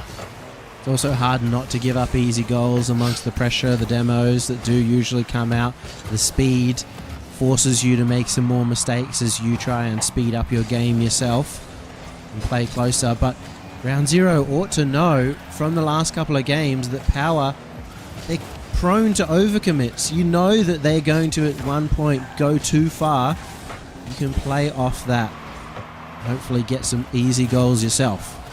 The importance of this game as well cannot be understated. I mean, it is win this, you tie the series up, lose, you've got to win 3 on the trot against Team Power. So a massive game for both sides. And say if Team Power are able to win this game number 4, the series is certainly theirs for the taking. Ground Zero, they've got 3 minutes to try and change that script. Right now, it's heading in not the best direction. It's Fever now, no boost. Laxon, luckily enough, has some. Able to get the save. As we said, Ground Zero need to find one of their own. Something that I do sometimes worry about Fever is his boost management. He's always almost expecting that he'll get one of the 100 boosts at the back because he plays defensively. But if he doesn't, he's not getting too many pads around. That's why he didn't have boost to make a shot there. Even still, Power still in the lead, holding comfortably on the defense for now. Maybe a counter-attack too, as the 50 goes straight into middle for Luna. It's actually a goal for Ground Zero. Said it perfectly. It was Fever with 0 boosts this time again on the sideball. Means he got a terrible 50, but you can see Power, they just trusted him. They bombed forward. Third man Torsos, he was off to left mid boost. The rotations were a little bit aggressive there from Team Power, and they have been punished for it. Well. Some cracks in the armor coming out from Power that aren't just purely based on over-aggression. Boost management becoming key in the midfield now. Ground Zero find themselves well and truly not just in this game, but in the series. And Prompt manages to get it past one. Can't afford to let Fever have a chance on that ball. These little zap dashes going on as well from Banana Head and Fever. So many mechanics, so much mechanics coming through from Team Power. Prompt trying to work it forward. Banana Head should be able to get a free clear here. Laxton's almost been dusted. He has been demoed. Torsos going to throw it on there. Demo's coming through. So smart from Luna though to go the pre-jump. He recognised the bumps coming through. Able to stave off this attack of Team Power for now. Really liking this change up from Ground Zero. Yeah, especially given there were two people on Power going for the bumps. They're playing it sensibly, either rushing themselves, hitting the ball across to the wall, getting themselves into positions where they can just straight out beat a player. That's all you need to do when you know that Power will commit regardless. And you can follow up the ball afterwards. Now Power, it's a tied game, and they're not even getting chances on the attack right now. Something rare for this roster, who are completely undefeated so far throughout this season.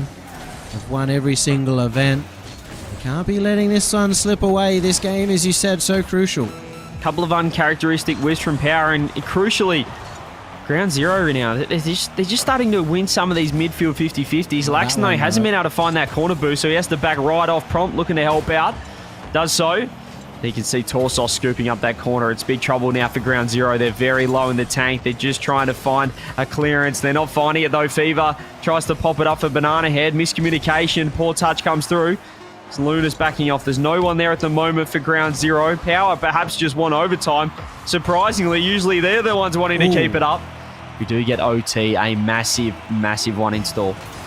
Mildly risky touch out of Ground Zero.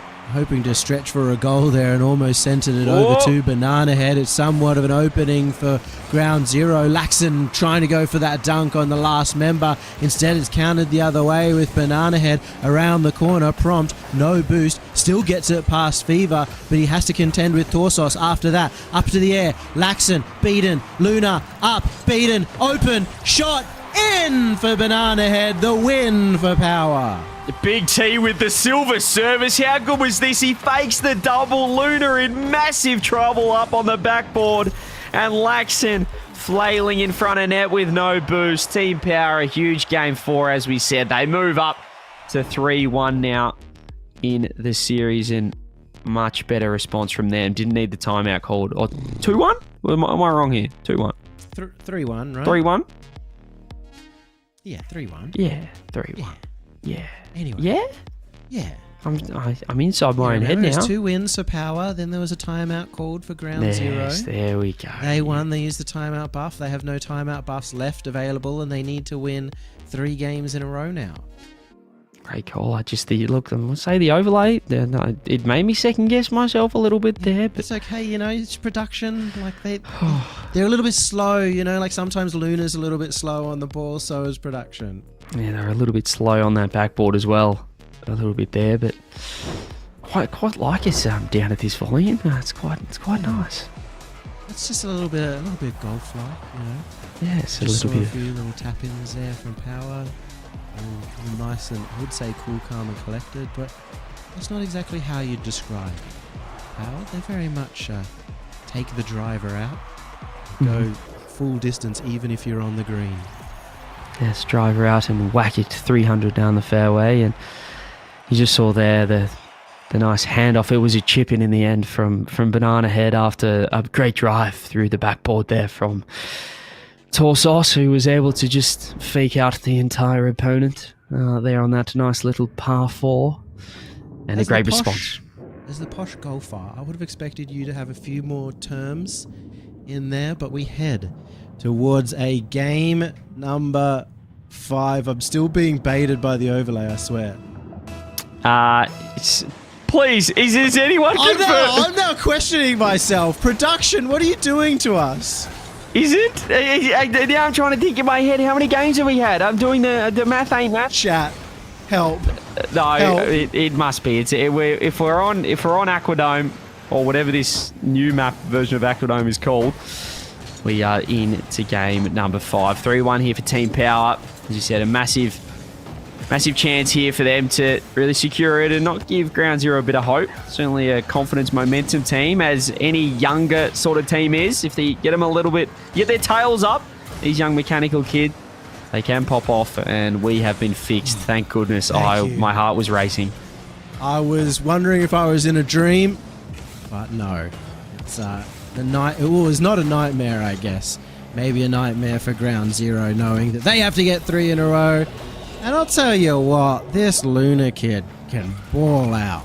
Yeah, he's certainly good at just driving forwards, and well, credit You to him think for that he's maybe like a 15-year-old at this point, the way he's playing.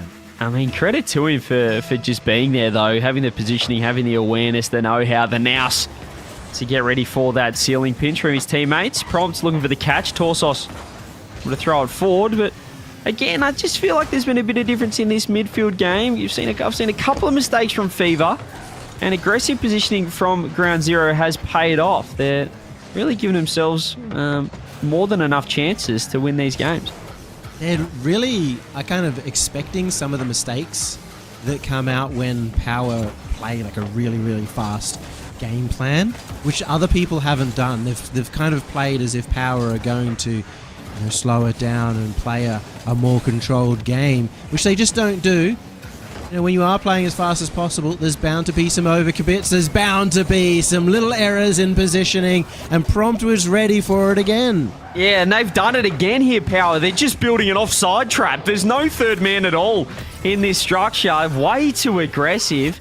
No one behind halfway even, and as soon as they lose that 50, as I was saying, these 50s that keep on going Ground Zero's way, they're finding open nets. Prompt there throwing in the googly and sent them all packing, as this one 50'd in by Torsos. They're not out yet.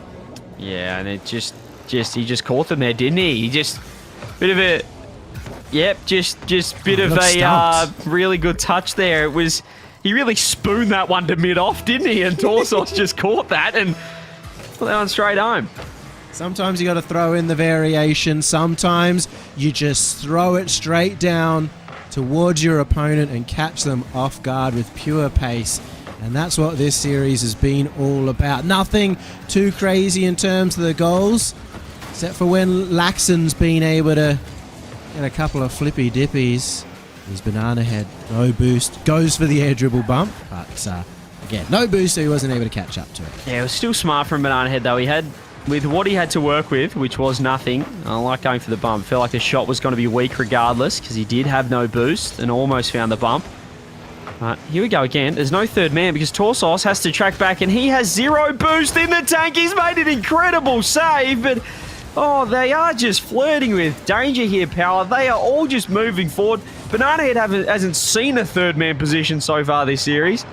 And Team Power probably just got lucky to escape with that one, thanks to Tors. Banana Head might be allergic to third man. Time for him to see a doctor. Oi! I thought Laxon was going to own goal right there. It was crossbar and out. Another chance as the pass goes forward. Fever fakes out the double. Bump on Prompt, but supported there by Laxon. And now the counter-attack. Once again, the overcommit from Power, not costing them this time. This reminds me of sort of Power when they first formed, when we were saying, what are they doing? Where are they going? They've overcommitted again. They're way too aggressive. I don't know if it's just that their confidence in this series, but again, they are making just so many scrambly touches just like this. It was almost a phenomenal read from Luna. If he scored that, I would have put him up the top 4, 10 maybe. Couldn't quite get it to work. Fever looking for a double or the fake. Luna, though, how good in the read, and 1:20 left. Ground Zero looking really good with a couple of demos coming through as well. Team Power, they need to step up. And they haven't had the boost to be able to do it so far. Banana Head will find himself with just 20. Fever had 0 for the flick, but there's an opening, a mistake. Who's going to hit the ball? I mean, just when you think Ground Zero are looking good, All of them are there. And they all were just moving in a train in one direction towards the front post. They all were loving that corner boost. And all it takes is a bump on the last man to come through. Just as you think Ground Zero looking good, this is how easy Power can tie it up. Being cleared down, Luna has to do a lot here as the last person. And Banana Head maybe could have done more as the first for Power as the pass goes into center over to Torsos. It can blink, you can blink and miss it how quickly Power are able to turn a game around. Yeah, just look at how it's a three-man offense. Banana Head's so physical. He gets the bump in the corner, which means Fever has a free pass to Torsos. And that's what they do. Bang, bang, bang. So clinical. They make the most, get so much value of every possession. And sure enough, 2-1 down. 15 seconds later, Yummy, they've got the lead again. I just don't see Power forcing the same mistakes now that it's a 1-goal lead, 40 seconds remaining. I don't expect to see the overcommit that led to some free goals almost for Ground Zero earlier, which means Ground Zero are going to have to work really hard here, do something special like a pinch into center, but still not going to be a goal. I was going to say, you say that as Banana Head just flies past the ball with no boost first man. Another double commit coming through from Team Power. I might say they're going to keep this up until 0 seconds and just see what happens. Prom's looking for bumps, doesn't find Fever, lacks some pre-jump. Another double commit from Power. They're worried about the physical presence. All the Torsos can do is just pop it straight up. They're all very low here, Power. More commits coming through. Tor scoops up the 100, launches it downfield. And this could be it. Ground Zero have to keep it up to keep their tournament hopes alive here in qualifier number 6. Power, they want it down, and they're off to the grand final. Their 6th grand final is inbound for Team Power, and one best of 7 away from their most perfect of seasons. History in the making. Power ended up taking it pretty comfortably, but maybe not as comfortably as they'd like, because Ground Zero started to really put down that pedal, started to really capitalize on the over-aggression formal. And, well, is that going to leave you happy with the way that Power are playing, that they can take out the 6 in a row? It definitely raises some questions with how motivated the Pioneers looked compared to a Power team that was sloppy at times. However, I do think some credit is due. We did want to see some fight out of Ground Zero, and yes, maybe it wasn't the cleanest series from them, but they still took a game. They still kept it close to the very end of it all. Laxton in particular actually was a player who stepped up and impressed me while I was watching it. So I think Power can still go a couple more gears up. I still think they have it in them, and they'll have this time to regroup and come back at it. So I'm not too concerned for Power, but hats off to Ground Zero. Well, I did think Power looked a little bit cleaner yesterday, especially when CJ, we look at the last 2 games where they just kind of lost their heads a little bit. Yeah, I was going to say, I mentioned in the series, they were setting an offside trap. They just, if you look at their structure from a bird's eye view, you're thinking, what's going on? Where's the third man? What is happening with the best team in the region? But perhaps a little bit of fun coming in as well. Obviously, do you get tired of winning? Maybe they are getting a little bit tired of winning. No. They're making it a bit hard for themselves. But no, formal credit to Ground Zero as well. Laxton popping off for the entire series. Prompt getting warm late. And Luna, he was really impressive as well. No, I think it was a good way for Ground Zero to finish off the season. And you know what? CJ, you cleaned up over the space of a series. I've cleaned up over the space of a series. I think Power can do it as well. So we're going to go to a break, give them a chance to clean up and get ready. It's a chance for history. Can they go 6 in a row, or will the Pioneers keep those London dreams alive? We'll find out in our grand final, and that's up next.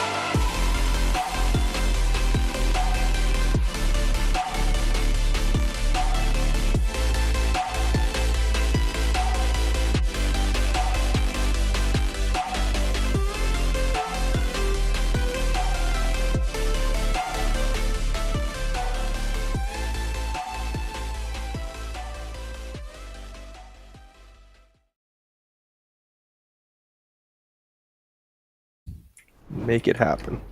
We come here to the end of the OCE season and the grand final of the last event. Major, worlds, everything on the line, as well as the perfect season. It doesn't get better than this, CJ.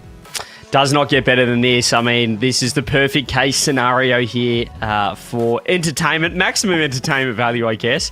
Well, unless Ground Zero maybe won. But, you know, there's more storylines now. If Ground Zero won, obviously it might be easier for Pioneers to force a tiebreaker.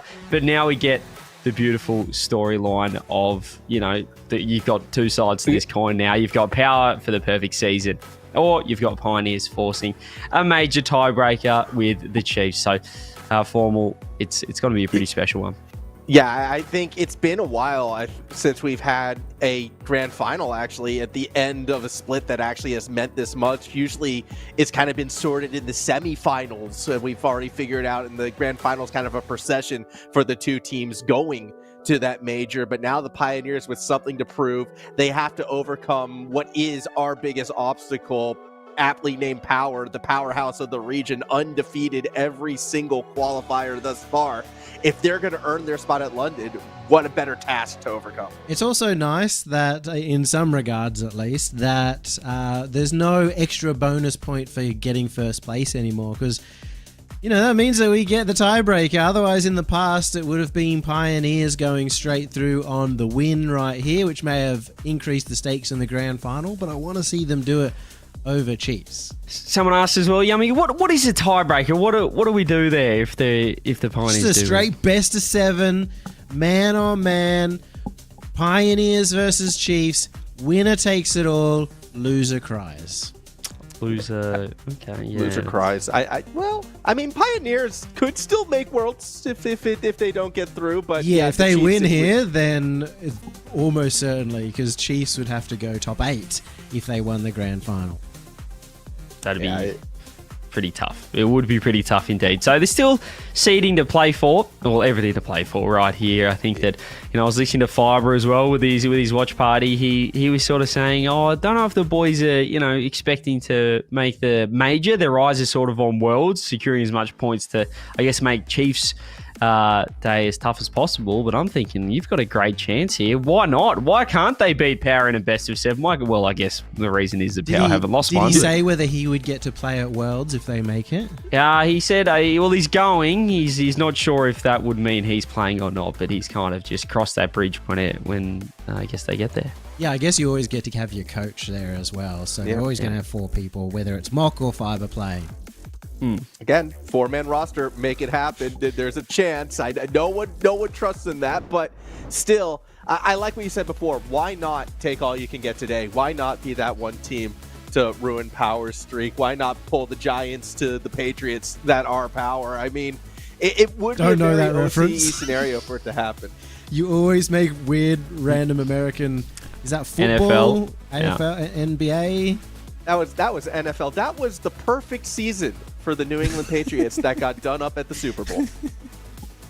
It's so meaningless to us. We're Australian here. Come on, man. Yeah, what's the AFL reference that's equivalent, CJ? Oh, probably anytime St Kilda lost the grand final. My boys, 2009, fantastic season, then lost against Geelong. You know, probably one of those. I'm not sure. There's probably heaps of examples of teams that go It's like really Australia well. Losing a Cricket World Cup. It just doesn't. It's just not good enough. You get to the grand final, you're meant to win. Power have done it 5 times in a row.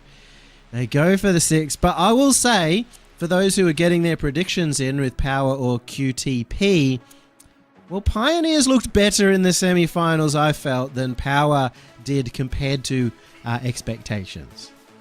Yeah, but haven't we fallen for Power doing this before? Again, we go back over a You month fell ago. for it. Don't say we, because I still predicted Power last week. I don't know. It's so tough to predict against Power, and you're right. I have fallen for it, usually picking the Pioneers to go for Power, but not this time. Fool me 5 times. Shame on me. I think Power wins this, CJ. I like that. I don't want Power to win because I want to see the tiebreaker, but I'm predicting them to win. I think it's fair. Like, you know, you can go 2 ways with predictions. You can go the formal way, which is just flip a coin, or we can go, you know what, Power should win this. We're expecting them to win this, but wouldn't it be pretty crazy if they didn't? But that doesn't mean I'm going to predict Pioneers just because we'd like to see it. Yeah, Power, I think they win this, well, 10 times out of 10 lately, but there's certainly that chance, and it would be great to see Pioneers. I think they've got a better chance perhaps than with Fire, but crazy enough to say, because that honeymoon with Mock right now is ridiculous. I know Chiefs didn't look terrible, to be honest, in that semi-final, that 4-0, but credit to them. I don't know.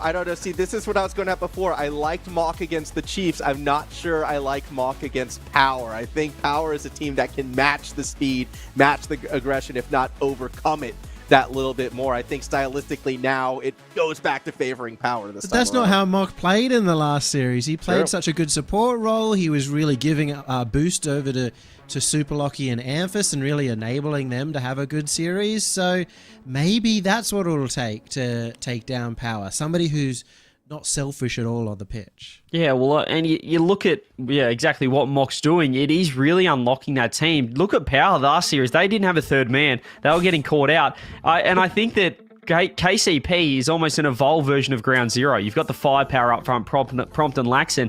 In this case, you got Super Locky and Amphis. And then Mock has, been a fantastic support player locking it down. It worked pretty well against Power for Ground Zero. They looked okay. They probably should have taken 2 games. They were scoring plenty of goals. So I think a similar recipe for KCP, albeit to a higher level. Yeah, but is it going to be enough to overcome, though? Again, a lot of pressure on Mock, a lot of pressure on the Pioneers. Power doesn't have that pressure. Yes, the perfect season is nice, but it's not like they're losing out on Worlds. Yeah, there is a lot of pressure, of course, on Pioneers, but I feel like for now, they've already realistically done enough in their minds to get to Worlds. They are playing for the major, though. I think they know that they win this. They've already 4-0'd Chiefs once today. They've got to be super confident that they'd win that follow-up series. Yeah, I think if they can get the job done, but as Fiber was saying, certainly Worlds is the end goal. It's the end goal for everyone. Obviously, everyone wants to go to the majors as well, but they've done a fantastic job in that semi-final. That is a pass mark for them today. That was the minimum, and we have a direct 50-50 split as well with the chat. So honestly, our chat is over in Europe. The chat is almost predicted better than anyone else, but our chat, I think, has had the worst predictions ever because you always go for the upset pick. Chat is maximum entertainment here in OCE. I mean, I like it. If I can stand by chat. I think I'm only slightly better than them to do the same thing, but I'm here for it. Keep predicting the upsets. Let's make this as spicy a final as possible. Speaking of, let's get into the grand final. We've got Power versus Pioneers, an undefeated season versus the Major and Worlds. CJ, Formal, let's go!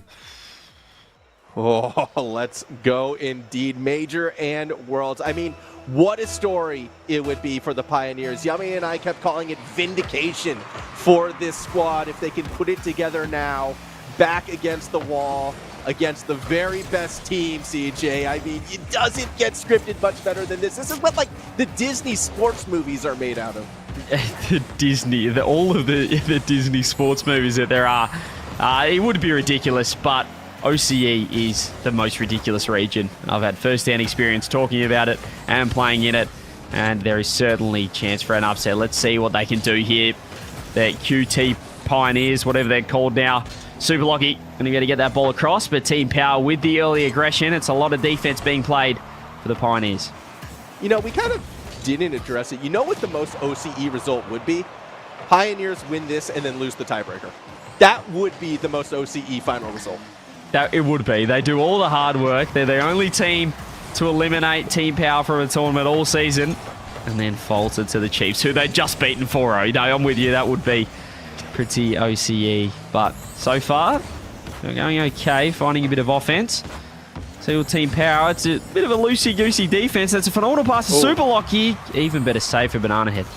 But what I'm liking from the Pioneers was they were keeping Power pinned back. The shot was good, defense that little bit better, but again, I'm seeing 3 Power members forward. I'm not seeing the Pioneers be able to capitalize on it, but it does feel like the Pioneers at least in these early stages, you know, they're creating opportunities and they're not shying away from an over-aggressive Power side. Yeah, they're still sitting way too high for mine Team Power. It's been a bit of a plague them, I guess, in the semi-final. Saw it again. They're just losing easy pressure through how aggressive that third man is being, and second man for that matter. Banana Head's been bumped downfield into the shot, which is ridiculous. Shot comes in, double save, mock up as well. Torsos sitting underneath, and you can just see how high they're sitting forward. It means they're not able to really attack it, scooping up that mid boost or back corners. They're coming in with 20-30 in the tank, which means the offense isn't as strong as it could be. That said, Fever did a lot of great work right there with the midfield cut, buying time for Torsos and Banana to get the boost. Amphis didn't like that shot. He's going to clear it back to have a second attempt. Mock has one, but doesn't get the second touch. Double commit, though, coming through from Power. Torsos goes downfield, no boost for him. Still finds a nice touch, but look at this setup. Look at the counter-attack straight away. Transition game inbound for the Pioneers. Not able to get it to work. Super Lucky. Now Mock trying to control this one. Able to be dunked by Fever, who wants one more on it and nearly gets a bump on Amphis. Bit more space generated now for Power. This is a better setup from them. I like this. You can see that Fever's able to turn on it. They're able to get numbers back in transition. So I like that change up. The Pioneers still able to get some attack.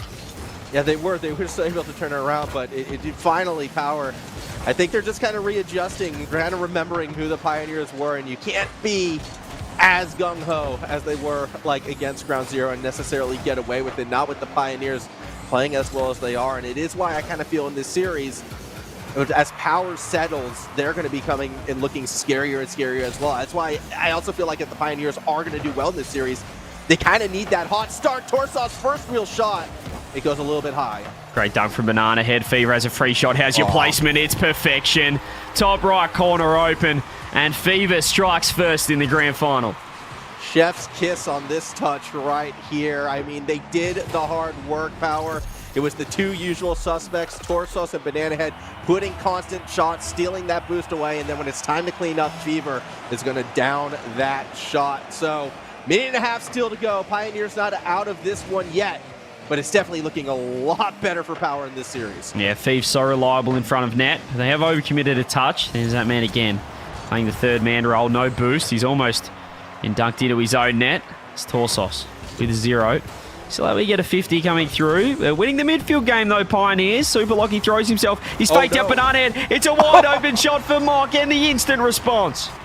There you go, Pioneers. It was really well done, and this is so reminiscent of some of their semi-final attacks. Super Lucky just faking out Banana Head right there and giving Mock the best opportunity for the shot. 1-all game. Just over a minute remaining, CJ. I feel like the next goal is going to take game 1. Yeah, the super sub, the super coach, the Goach, as they like to call him, stepping up here in the grand final. What a result this would be for him. It's a late inclusion, but that's a huge mistake coming through. A big whiff off the sidewall, and Banana Head, you're not going to give him that much time. Huge dunk from Fever. Super Lucky can't get near that one. Yeah, just again, another well-placed shot off of fast pressure from Power. This time Banana Head, who did look like the strongest player on the team, I must say, in that last semifinal. Coming up big here. Still a minute remaining. Maybe the Pioneers can bring it back, but not if Torsos gets the double. Bit of a whifty on the backboard. The double whiff coming through. You can see Mock looking to grab boost. Amphis wanted it as well, and neither could get to it. Torsos, the power of the Dominus, too much.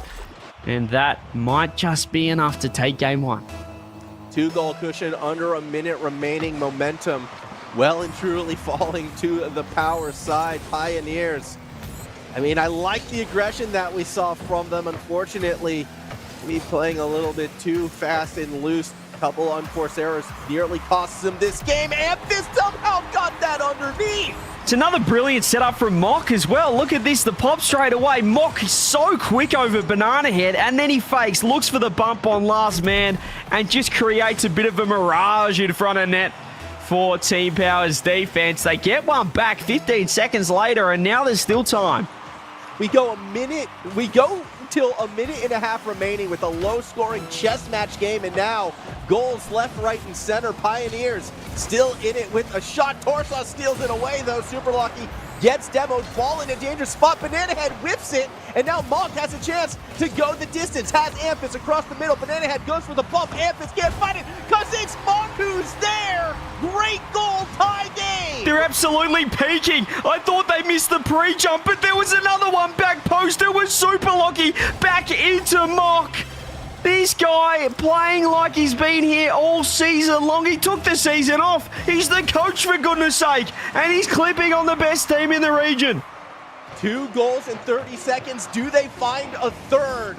Regulation is ticking down. It's Power who could be on the hunt, however. Banana Head, quick flick, stays on it, gets behind 2, couldn't put the last shot on from downtown. Torsos backboard finds Fever. Shot is there, so is Amphis. We go to overtime. Great clear from Amphis, and Pioneers are playing team defense and team offense. Overtime, not sure how we got here. 51 seconds ago, they were 2 goals down. Mock again, he's got 0 boost. Can he find the flick? He pops it up. Torsos with the read. More pressure though. Amphis sidewall faking. Banana Head gets the clear. Power are looking under the pump.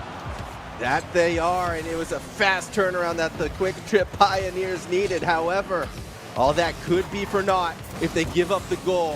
Fever, midfield, is going to have a tough challenge against Amphis. Stays behind the play, but with no boost, what can he do? Well, the answer is keep muscling it forward. Now Torsos goes in. Mock, good defensive effort.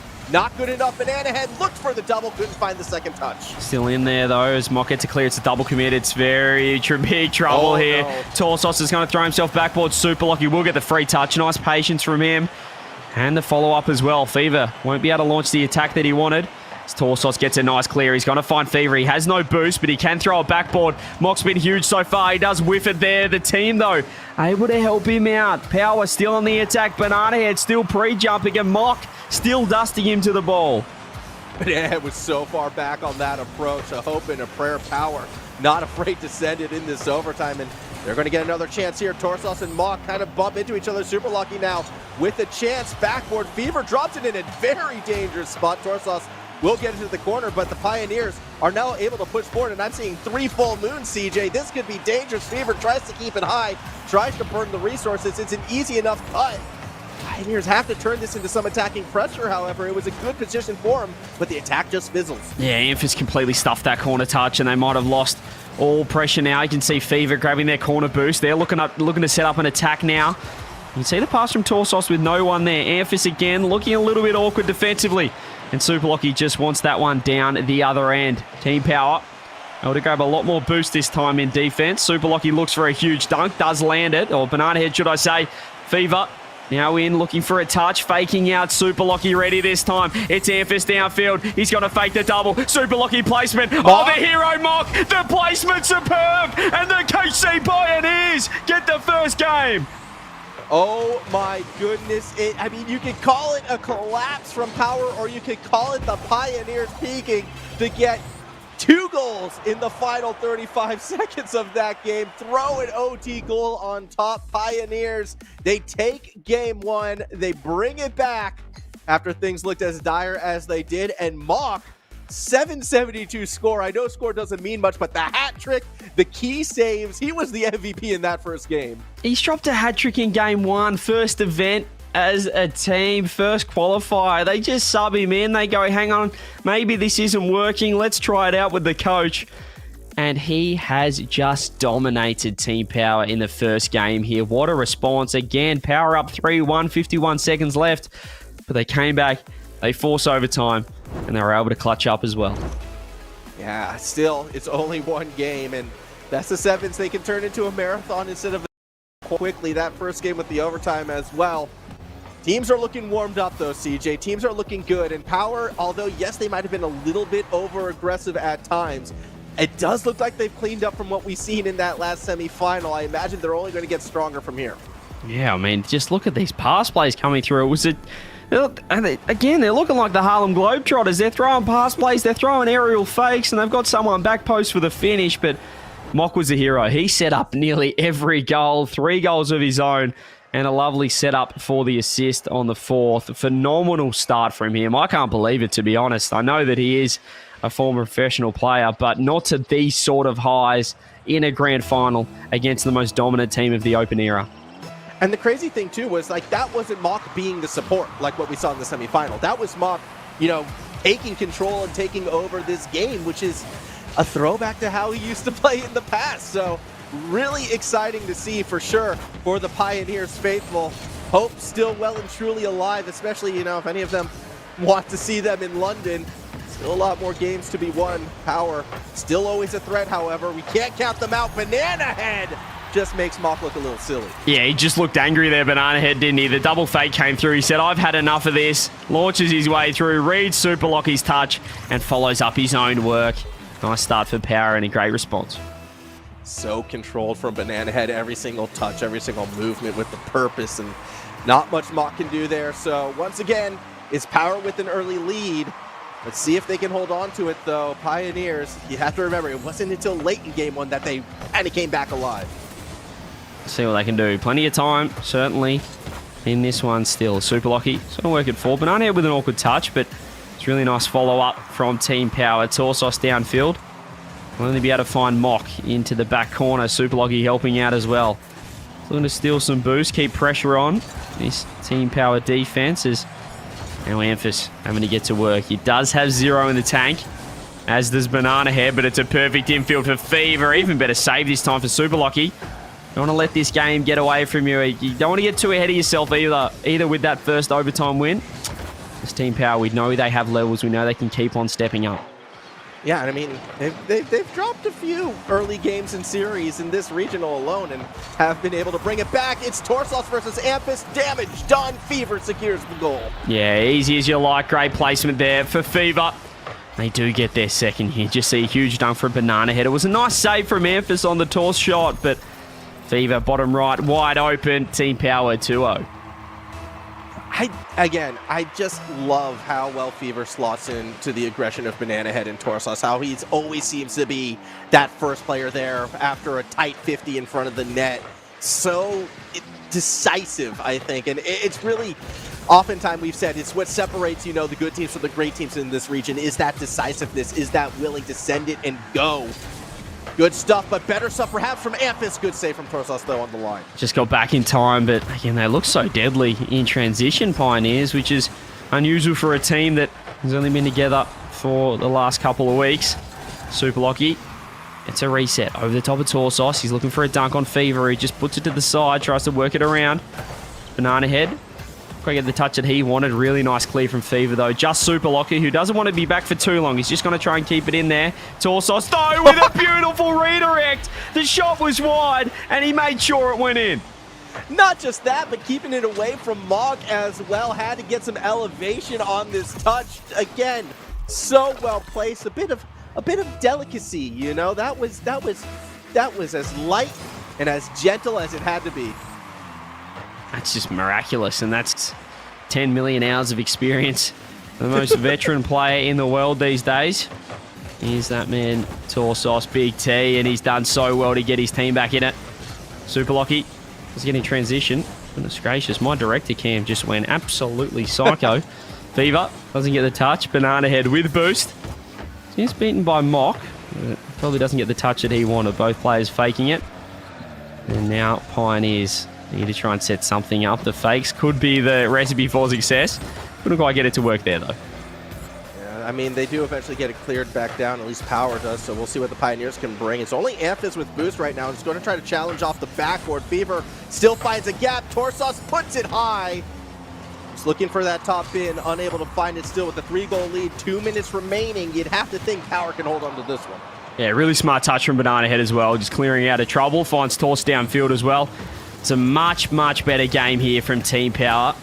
Evident with the clean sheet as well, but certainly more defensively oriented and getting the reward for it down the other end. Mock with the clear, but failing to get that link up anymore is Pioneers. That's with all this boost control. They're really playing the long game. Even you see Banana Head for the first time actually going back into defense, believe it or not. Truly shows that it is regular programming now for Team Power.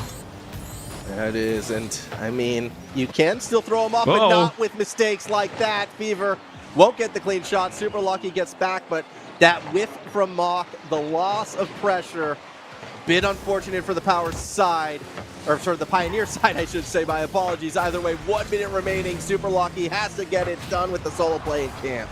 Can I get it done? Now there's only a minute left. They still need 3 here, Pioneers. One more would absolutely secure it here for Team Power.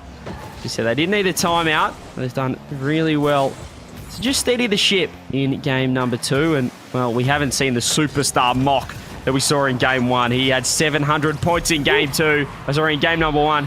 He only had 120 points here so far. 4 on the board now for Team Power. Banana Head strikes true. Yeah, the superstar that we saw instead is good old Banana Head, making it work through the corner. Nice little goal to put this game on ice. Power clapping back after that game 1 result, CJ. I am hoping, though, this is a sign of things to come. We're getting that back and forth. We're getting a good grand final. However, if Power continues to play, this feels like they've turned back the aggression just enough to still control the game, still be that aggressive force, but not give away points for free. And if they stay at this level, it's going to be a tough ask for the Pioneers. Yeah, I was going to say, if this is a sign of things to come, it's going to be one-sided, because this was a very, very dominant game number 2 compared to that first game that did go to overtime. The Power had a 2-goal lead in. As we said, it's hard to, I guess, rely on Mock to get a hat-trick and 700 points every game to be your key for success, as Fever almost gets a 5th on the board. Team Power, nice response, and we have a tie ball game. Yeah, we have tied series. Pioneers gonna have to shake that one off, but yeah, again, normally I don't care for the score statistic. It's mostly based on touches, but when you go from 700 plus to 136, it really is a good way to show the metric of how much less of an impact Mock unfortunately had in the second game. Just 28 touches if you're going to look at that as well. It's not very impactful. It doesn't matter, I guess, how impactful your 28 touches are. You need more than that to get involved, and over 40 for all of Team Power. Just shows how much time they had on the ball and how much pressure they had during that series. And they got during that game, should I say. They got the reward for it. And yeah, this is pressure now on to Pioneers. Not choosing to call the timeout, I believe. So still happy with how things are going. No panic just yet. I mean, there's still a lot more Rocket League to be played, right? Save that timeout till, you're 1 or 2 games away from being knocked out of this event.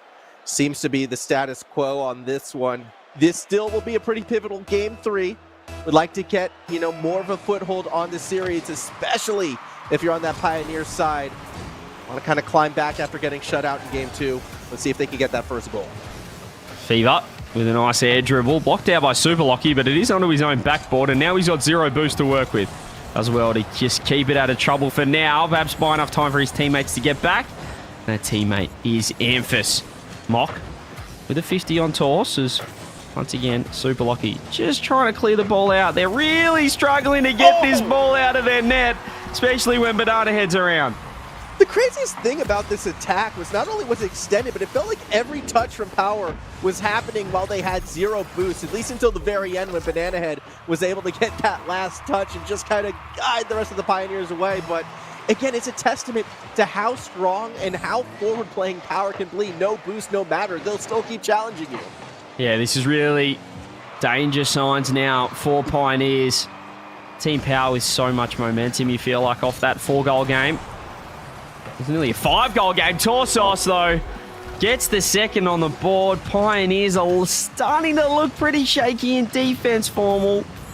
6 unanswered now for Power if you go back into that last game. 6 goals in a row from a Power team, and realistically, the Pioneers, I'm not even sure if they've had 6 opportunities back the other way. Power has just completely taken this grand final over. You see the aggression as well, the bumps coming through, the demos on last man, and something that we haven't quite seen as much from Power. I know we usually talk about every event, their demos, their physical presence. They've really relied mostly on their mechanics, but that time the demos did come out securing the goal. There's the bump on Fever, though. Anything you can do, we can also, and we are seeing the physical presence from Pioneers.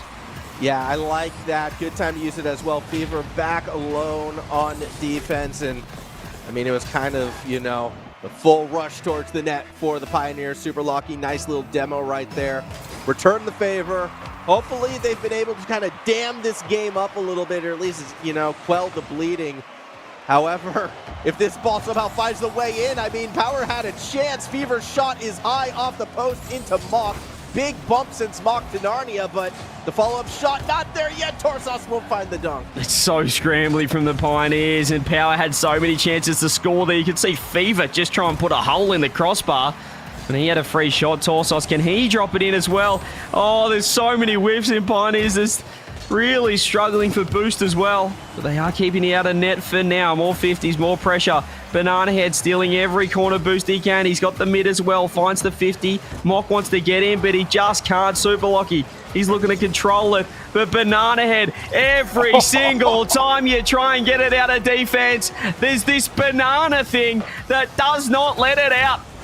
Banana Head is going next level right now. Granted, the setup right there only had one player to beat. I thought he would go backward, kind of rely on Torsos to kind of push up next, and it would have been a setup there, maybe another 50 for the goal, but nah, does it himself off the roof. Fantastic stuff, and Power doesn't even look down yet. They're still pushing forward. They're still sending two, trying to add more goals to this. Fever doesn't get it around Mock. Look at the physicality. I'm not sure what's going on, but what I do know is Jimmer is a super coach. Whatever he said between game 1 and game 2, it is a completely different lineup. It is the dominant force, the best team we've seen showing up right now. They're linking up. They're looking for that physical play. It's a 3-man offense and a 3-man defense for the first time today, and they're stepping up in the grand final. My eyes, though, have been on Super Lucky back on that Pioneer side. He's been getting more physical. He's been finding demos. It did help enable that one goal before, and he hasn't given up on those types of plays. However, this does from Super Lucky. Well, winds up going the wrong way. Banana Head takes the bait and drives all the way forward. Fever with boost should be able to possibly challenge Mock here. Instead, opts to rotate back, leaves it for Banana Head instead. Torsos stayed cheated forward. Now Fever, 50 against Lucky, can't put it down. They're so quick to get in there, though. They just trust and follow up their teammates, whatever touch they're going to get. It's Mock. Nice little fake from him, and he's able to beat 2 with a demo. Just Banana Head now, but he does have 100 boost. Should be able to get a regulation save. And look at that. Fever off the spawn. Launches it downfield. Yeah, all the way down. Banana Head demos. Doesn't get the second, but got pressure on Mock. Enough for Fever to make it a 3-goal game. Yeah, another classic Lordsome. Nice little come on Pioneers into Power scoring. You are absolutely cursing them right now. Credit to you, my friend. There's 4 on the board for Team Power. And they are looking to lock in this game number 3 and take the lead in the series. And it's been 10 goals to 1 since the start of game number 2 at this stage. Granted, series score most likely will only be 2-1. I get not counting Pioneers out after what happened game 1, but 3 goals in a minute and a half is a tough ask against anybody, let alone Team Power within the Oceanic region. Torsos across to Mock now finds Amphis, but Super Lucky was a bit too far forward. Won't be able to turn it into a straight shot. It's going to be collected by the defense. Yeah, they just really don't have anything here. They're losing the midfield game as well. And Power, it feels like the 5th goal is imminent as well. 1 minute left. They have really turned this around. Again, I want to give credit to Jimmer. I don't know what he's saying. You can see him in the Team Power rooms. You can see it on the player cams.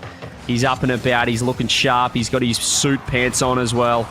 And he has said, boys, this is a business trip. We aren't on holidays just yet.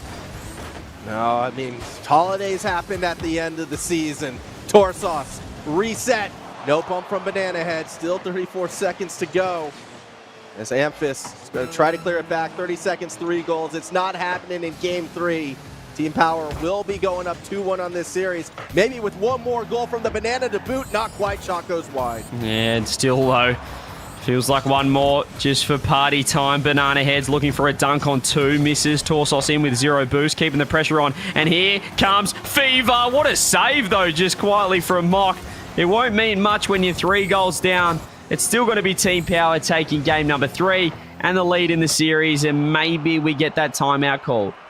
I think you have to if you're Pioneers. 10 goals to 1 over 2 games. Like, that isn't a momentum swing that you can kind of ill afford to let continue. So I'm hoping timeout come from them. We'll see, though. Like, when the coach is playing, CJ, does that change the timeout usage? Does that?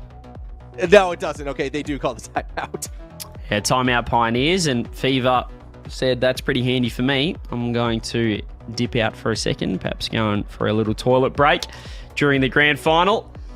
As you can see there's actually a fifth member behind Torsos there. What's his name? Is it Mr. Mannequin? Not sure. You're referring to the surfboard? No, Jimmy could move for us. Who's that guy? Oh, there it is. Who is he? Who? Oh, see, that's their secret coach. That's the one who got them back in line after that semifinal. Let's get a zoom in.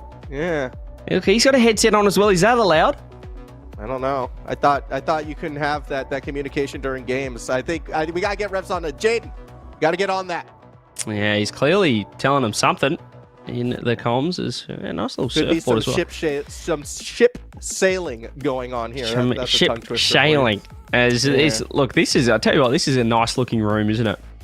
It is. It is. That's what I said. I'm just bringing that up at the start, man. I think playing in that nice office environment, the gamer office in this case, it can elevate that gameplay. It tells us that, yeah, even though we've scored worlds, it doesn't matter. We're still here to win it out. Goodness me. What a turnaround just quietly as well for Team Power. And I don't want to say it, but if that fifth man had some insight into the comms, we might have to have a competitive integrity ruling on them. So I'm not sure who he is standing up there, but he looks stoic with the backwards cap and the headset on. Regardless, Team Power with a nice little couple of games. It's back on Pioneers. Let's see if the timeout buff works for them. I'm not sure who their coach is now, given that Mock is not a coach. He's I now imagine playing. it would still be Mock, right? Like he's the coach player. He's team captain, coach, player, head cheerleader, part-time owner, general manager. Does it all. Just absolutely everything. Yeah. He is Mr. Worldwide. He's the pitbull of Rocket League right now, Mock. Let's see if he has any words of wisdom here for Pioneers. So try and get back into this. But it's going to be a free double touch. What a save from the coach, from Mock there. That was definitely going to be a goal if he couldn't get to that. I had to try and stay behind it. Unfortunately, it doesn't work out. And now here comes Power back the other way. Bump pressure on Ampus. Doesn't matter. Mock's the one who dives back for the save. Maybe the Pioneers can start to bring it back. Fever full take a boost. Puts it away from Ampus. Super Lucky wanted the touch, but quick cut from Banana Head brings it right back. Bump pressure again on Mock, but it's Super Lucky who gets underneath. Fever trying to control this one. Gets two quick touches. Banana Head. Look how quickly they are to turn from that front post rotation. Banana Head gets the pass back. Fever launches it downfield. Torsos there for the skim. It's the perfect pass, the perfect shot for the perfect save from Super Lucky as well. Yeah, two defenders were there, but they had to burn a lot of boost in order to make that touch, so the pressure stays on. Fever backward, second touch, forces Mock out of position. Here comes Big Torsos, but no, Super Lucky underneath, keeps it away. Second touch from Fever is good, and it's a 1-0 lead for Power. I think they were just a little bit too calm in net. You could see what happened. Super Lucky got the save, and Evans said, "You're right, Mock. You'll have that one. I'm out of here." But too quick from Fever, finds that back left corner. And once again, Team Power getting the first goal on the board. 5 shots already in just over a minute. Felt like those were 5 shots in the past 5 seconds before that goal went through. I mean, this is a Power 2 that I'm hoping this form continues on the international stage. This level of aggression. It feels so often, CJ, when we get to these international events, we're always the team on the back foot playing for the counterattack. We're always the team being outpaced speed-wise. If we can see Power looking like this, that would be great stuff. That's when we start talking top 8. It's certainly it's got to be a goal for them, at least at the World Championships when they do get more of a boot camp under their belt. But there was a perfect chance down the other end for Pioneers to get it. But the defense so quick, the transition, the rotation so quick as well from Team Power. Still 1-0. It's a nice win from Super Lucky. They can launch it downfield. Torsos has 2 on him. He's still able to get the save. Saves being made both sides. I mean, still a 1-goal game, Pioneers. They haven't let this one get away from them just yet. But they need to find more attacking opportunities. They have to find ways to get these cleared, yet it's so difficult with Power just winning, it feels like, every single challenge on the attacking half. See if Amphis can get to work. No, Torsos has just completely dunked him downfield. Fever trying to control it off the corner. Misses the touch and the bump on Mock. He's able to land on it. straight into Amphis's lap. But once again, we are seeing that change up. The physical plays coming through. This time, though, Super Lucky able to get the demo. Fever loses the 50 as well. Pioneers have to find one. Just over 2 minutes now. It's a great shot. It is got to be wide off the post. Mock wants to get in. He doesn't know where to go, though. All he has is Amphis on the sidewall, and Super Lucky not quite ready either. Still, the Pioneers staying on the hunt, and I'm liking how aggressive Memphis is being, just kind of chasing either balls or defenders, putting the pressure. Doesn't work out for them this time, but it wasn't the best clear for Power. Pioneers should be back on the hunt unless Banana Head can do something here. Burns all the boots, gets the reset, goes straight into Mock, but Fever was waiting underneath. Now, Super Lucky can't get the beat on Torsos. Oh, that was pretty brave there from Torsos. Just to shape up in front of the ball, wait for Super Lucky to commit. It's a nice pass, but Amphis's backflip. Banana Head, luckily enough, has no boost. Luckily for Pioneers, that could have been deadly. Torsos goes one, goes two, looks for the pass, gets beaten to the ball. Fever can't get the side double, but has Banana Head over to Torsos front corner. They're reading these passes, KCP. They're struggling to find any of their own at the moment. It's a nice 50. It's awkward defense from Power. If they can get something going, perhaps here, perhaps right here. How's the shot? Mock took the extra second to line it up, but he doesn't find the net. I mean, there's a lot of defenders. There's always going to be a tough touch, but straight down the middle. That's going to be the easiest read for Power to make. 1 minute to go. Pioneers can ill afford to drop this game. They would have to win 3 in a row. And without the timeout buff, it's always going to be a tough ask. Power put themselves on perfect season point. Yeah, it's looking very similar to the previous series for Team Power. They were in this situation again. They were able to get the win over Ground Zero to go 3-1 up. And that just feels like series over. What do Pioneers have? Or do Power get the sealer here? Just under 30 now. Mock looking for the control. Fever's got a pre-jump. He has got the fake. And a nice touch as well. It's still not game one, Mock, but it's close. Nice redirect. Super Lucky misses the double. Fever's going to back out as well. You can see Power. They're just trying to hang on. They're happy with this lead. They've got 10 seconds left. It's not coming together. They've got to go the distance now, but Power's not going to give them the chance. Torsos almost feathers another one through. 0 seconds. Fever's first to it. Power lets it drop.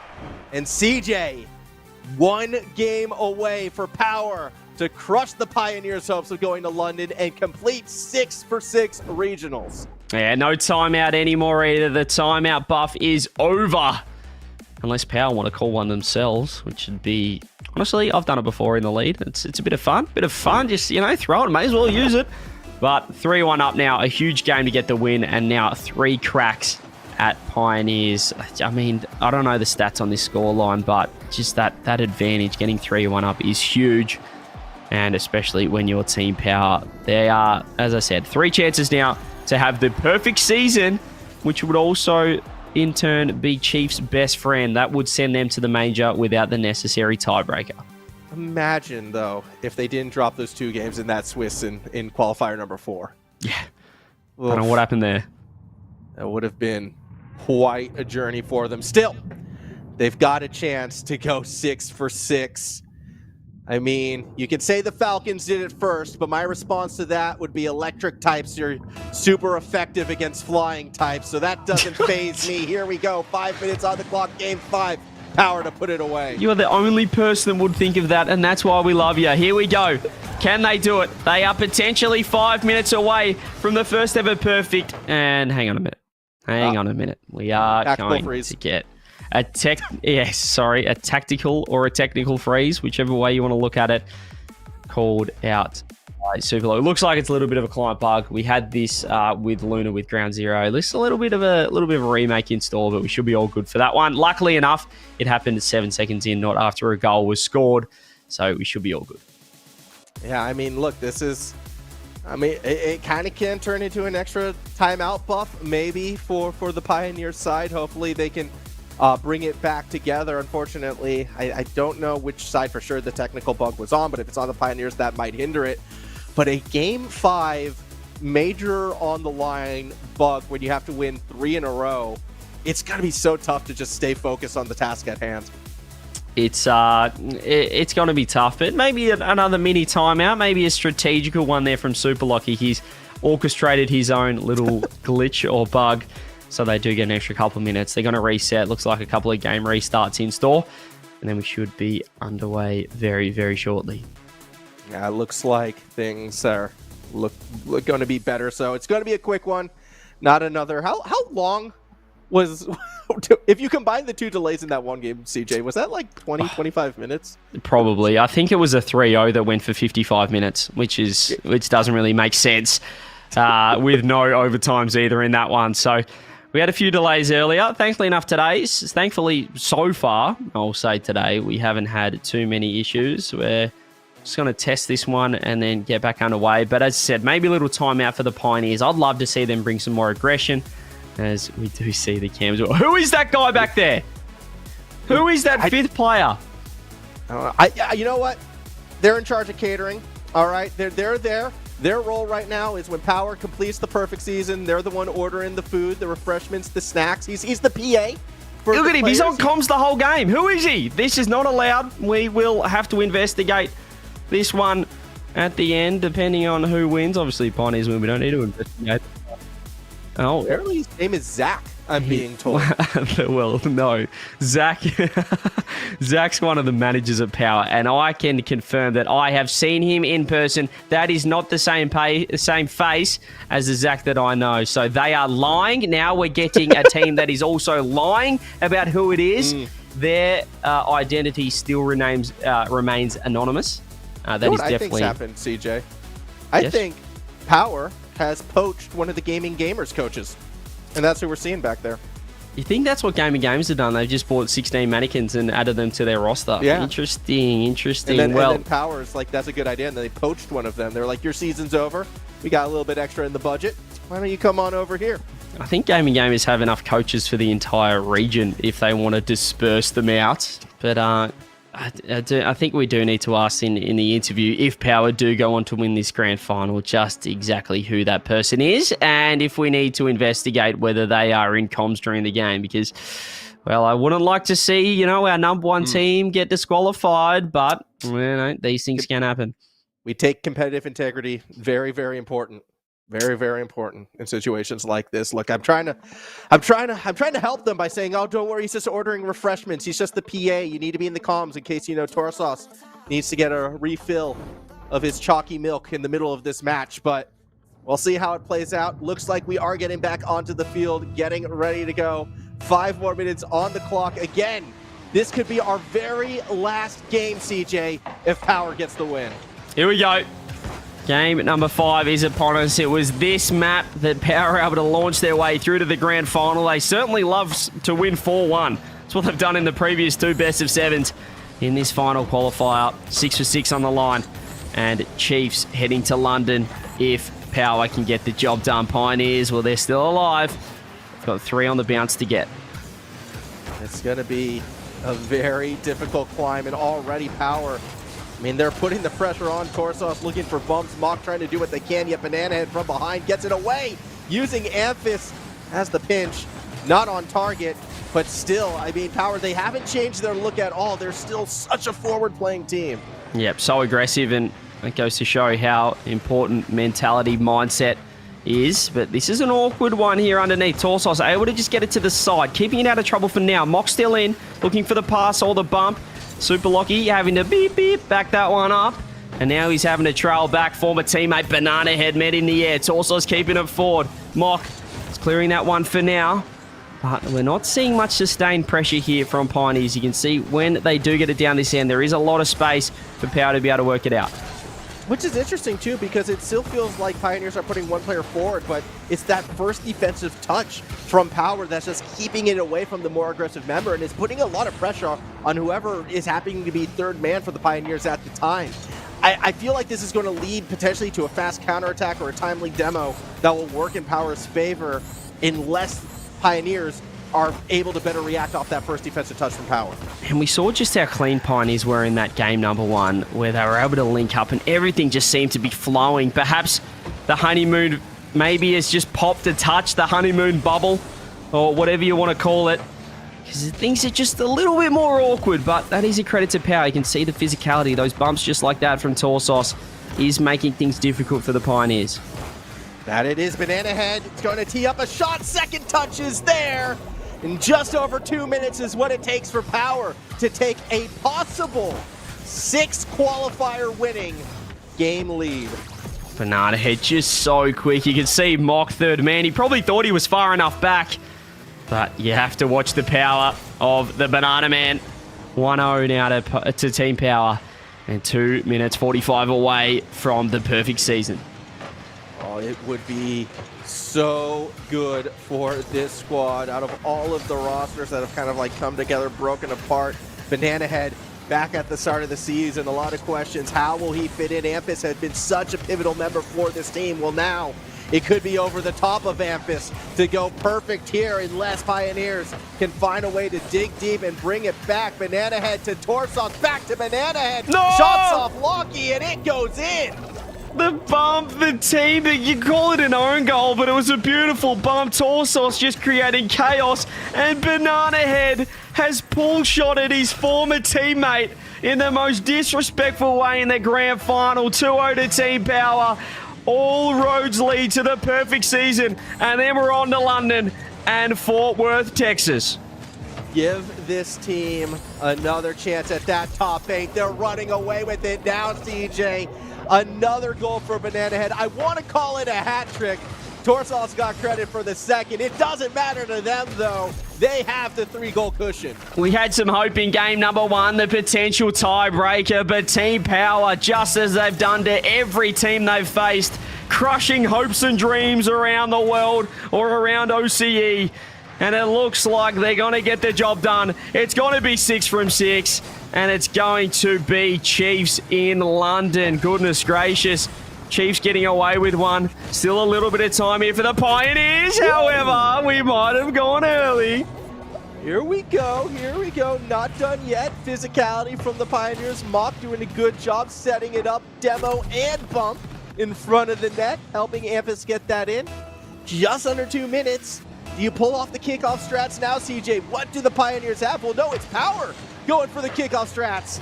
And it doesn't really work out in their favor. Chance for Mock, backflips the play. It was almost red, though. Well, it was red by Team Power. A neutral result has occurred there. Banana Head, just so much speed. Torsos up again. The 50s this time being won by Power. That's been a big difference. Mock not able to get his hat-trick performance from game number 1. And it's another open net. Just when you think maybe there's a chance. A 3-goal lead has returned here for the number 1 Dogs. Banana Head gets their hat trick. Well-deserved this game. Well-deserved this series. Banana Head has been going next level. Power just under a minute and a half. 3-goal lead. A comeback for the Pioneers would be something we have not really seen on this sort of stage. They can afford to park the bus, but something tells me, CJ, with this Power team, they're going to look for more. Fever double, not quite.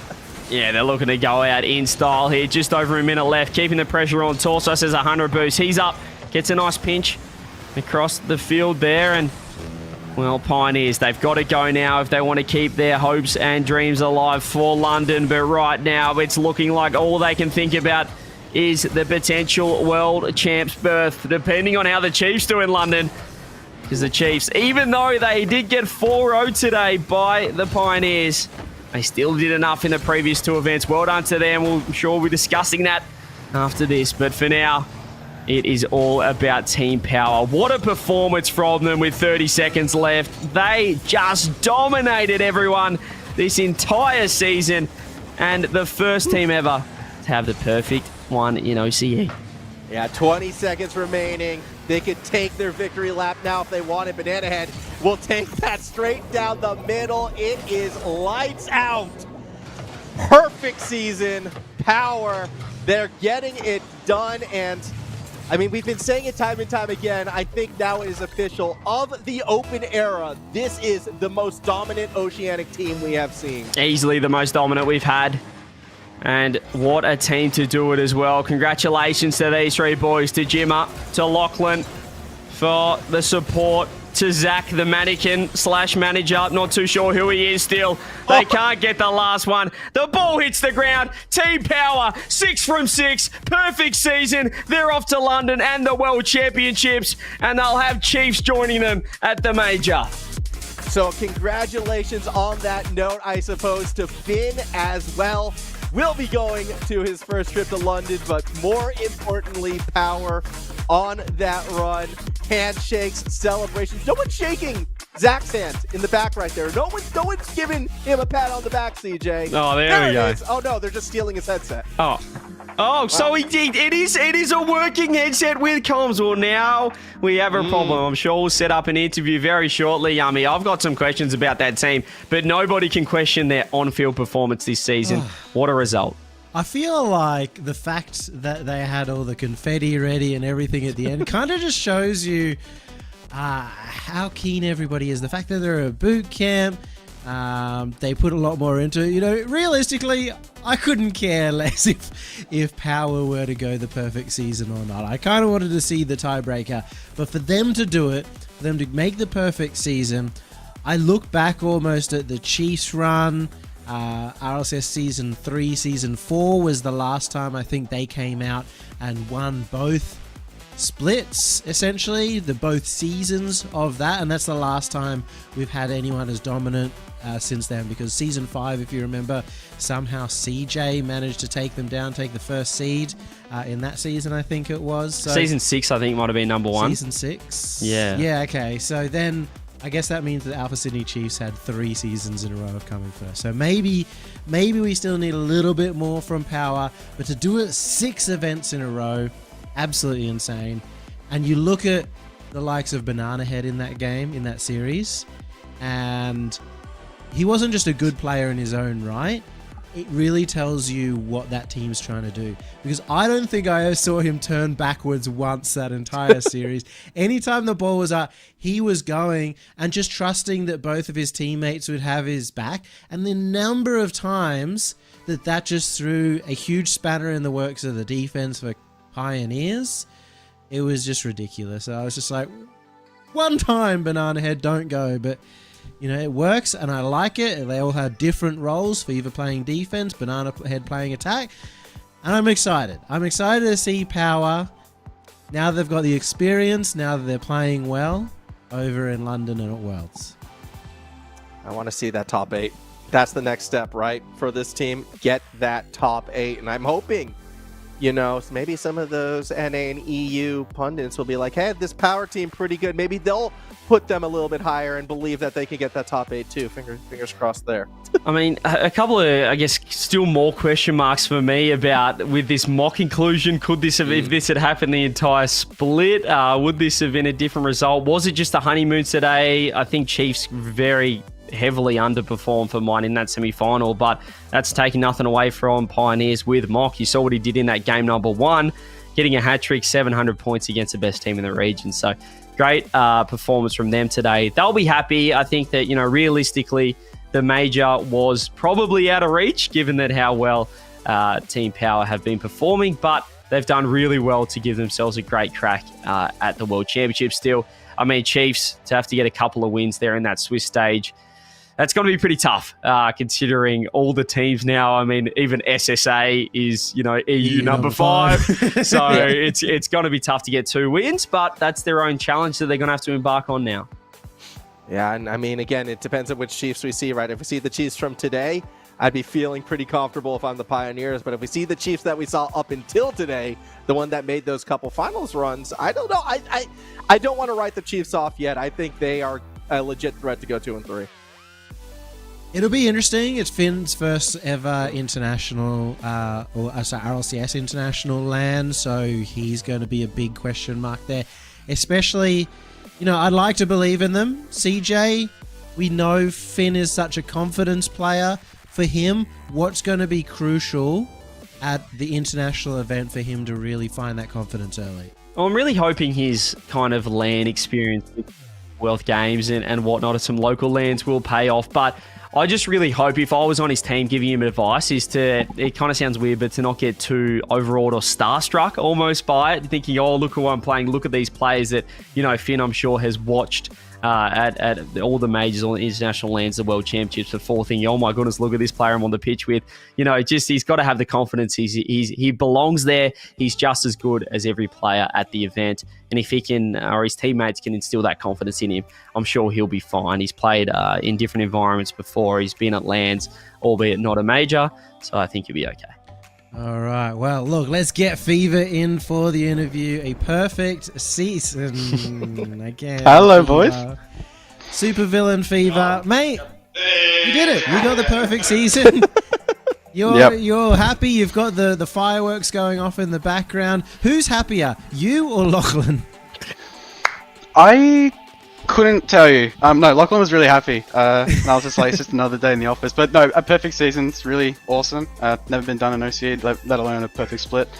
Happy to do it. Happy to end on a good note. Happy to be here in the office. So thanks to Power for hosting us. And yeah, we'll see what London and Worlds brings us. So is this kind of, now that you're boot camping here, is this sort of the start of almost 3 months of boot camps for you?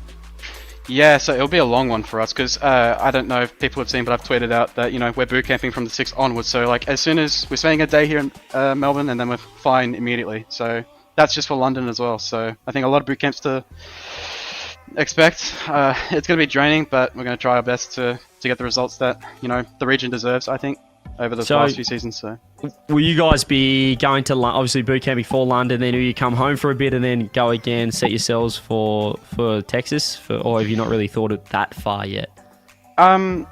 You're right in that regard. I think we're going to focus on one tournament at a time. So of course London's first. We're going to definitely be boot camping for both tournaments. And yeah, we're going straight to London on Tuesday. So yeah, see what happens. So then I guess to kind of follow up on that, then the mentality is we're going to perform both at London and then at Worlds. It's not necessarily as much as a stepping stone as it's going to be we're going to just kill both of these events. Yeah, I think the one thing that we can be confident on is the expectation. I think I said it in our last interview that we got a real shock at how good everyone is, just at an individual level and playing as a team. So I think we've got big things to achieve. We're hoping to get at least a top 8, like we've said. But yeah, we're confident, and we'll see what makes of it. Who are some of the teams, I guess, internationally that you think, you know what, we have a really good chance against them? And I'm talking about your EU 3-4s, NA 3-4s. Who would you prefer to go up against there? In terms of Europe's weird, right? Because I know the BDS series that we played back in Copenhagen, we kind of got smashed. But I think if we take kind of that mentality that we took every game one, we beat Gen G game one, we should have won, I think, against BDS. I think if we just take that mentality and then take adjustments, the much needed adjustments, because one thing that killed us was over aggressiveness, really. So we got a lot of stuff to take to the drawing board, but we're confident against whoever. I think the boys would like an Oxygen. I think that'd be a really fun series, so I'll pick that. In terms of domestically, you've gone 6 from 6. You getting tired of winning? Not really. No, it's a great feeling. Can't get over it. All right. Look, I'm not one to bring up controversy now, but I couldn't help but notice that headset that you grabbed. It came from that man standing behind you. Other side. Side. Yeah. Who is it? The mannequin with the backwards hat. All right. Oh, who is it? What was his role in the team? You can't have him in comms, Thieves. That's illegal. No comms for a fifth person. And we saw the headset. Yeah, he's a little bit shy. He's kind of just here just for emotional support. If we need to look at a mannequin, we've got it. So, does he have a name? No, we don't have a name. Well, what's a good name, Jimmy? Oh, it's a she, apparently. Oh, it's a she. Okay. Yeah. Yeah, it was looking like it apparently had the high heels. Well, hang on. They called it Zach, so now I'm wondering whether it is a she or it is Zach. Honestly, I know Zach. That doesn't look like Zach.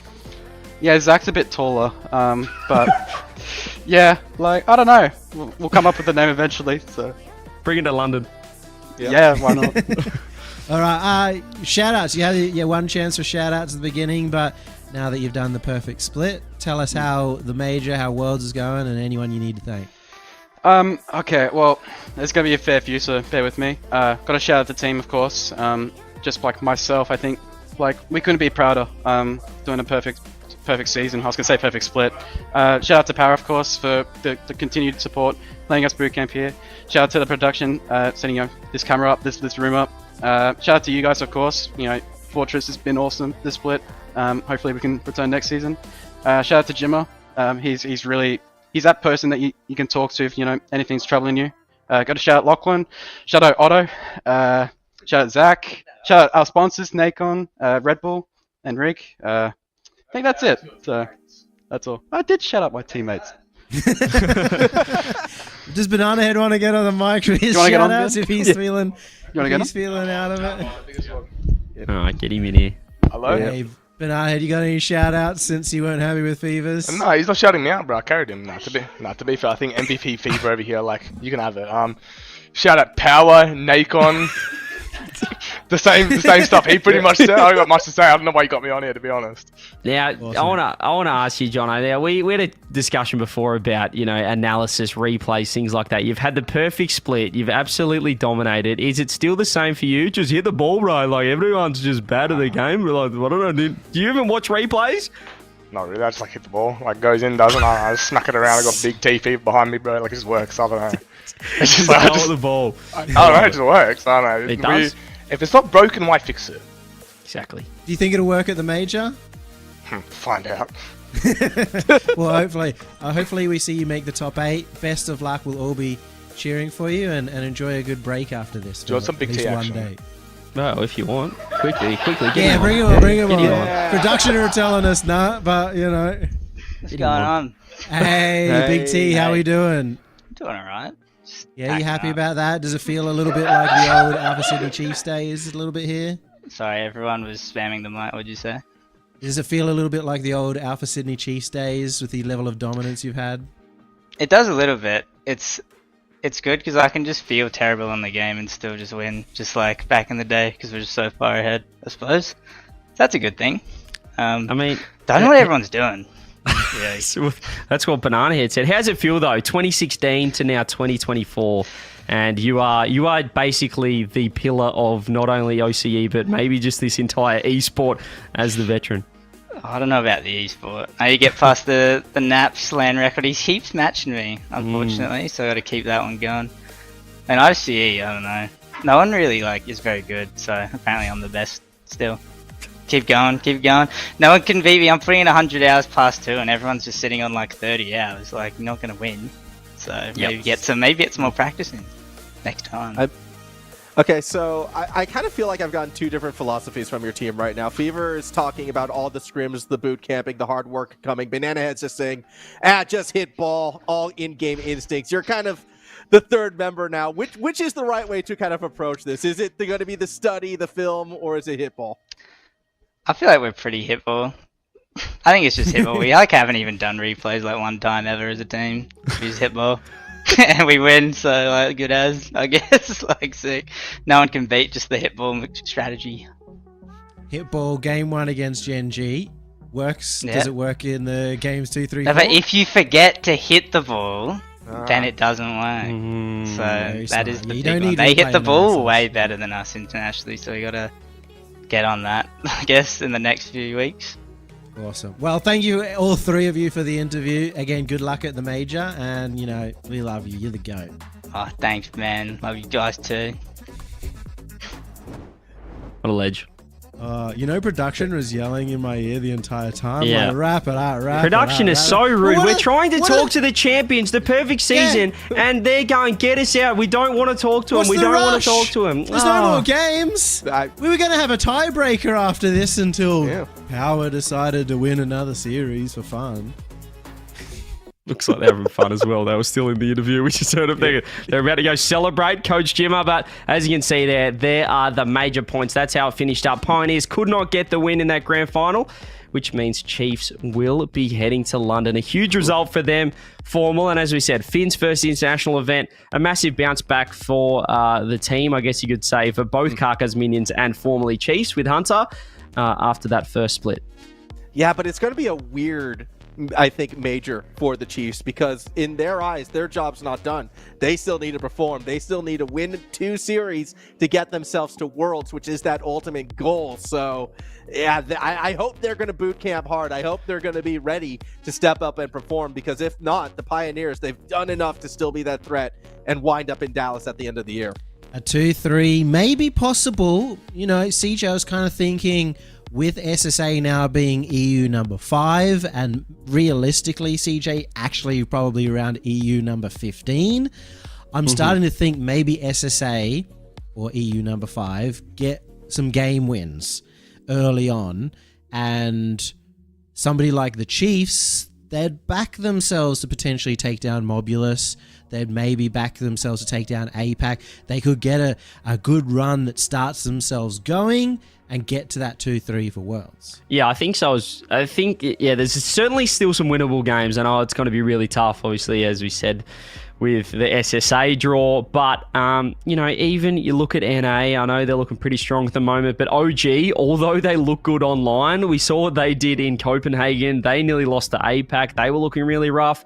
So I really think LAN is a different ball game, and Chiefs be a good chance for them to test themselves. And yeah, they've certainly got a target, at least to reach, so they can get to that World Championships. Hunter has kind of become the veteran of that squad too, in terms of like LAN appearances, which I find interesting when I look at the lineup. Kaka's been to a few as well. Yeah, but again, Finn, the newcomer as well. We'll be super curious to see how he performs as an individual. He can take over games. I'm hoping that's the Finn that we see. Obviously, we're rooting for, you know, strong Oceanic performances, and I'll be excited to see if they put that through. And make sure, guys, that you stay around. We're trying to organize an interview with the Chiefs, because they did just qualify for the major, even though they weren't in this match. So if you want to hear from them, don't go around thinking that everything is done and dusted. But I also want you guys, while we wait for that, to just commit to cheering on OCE. I know it's on late at night.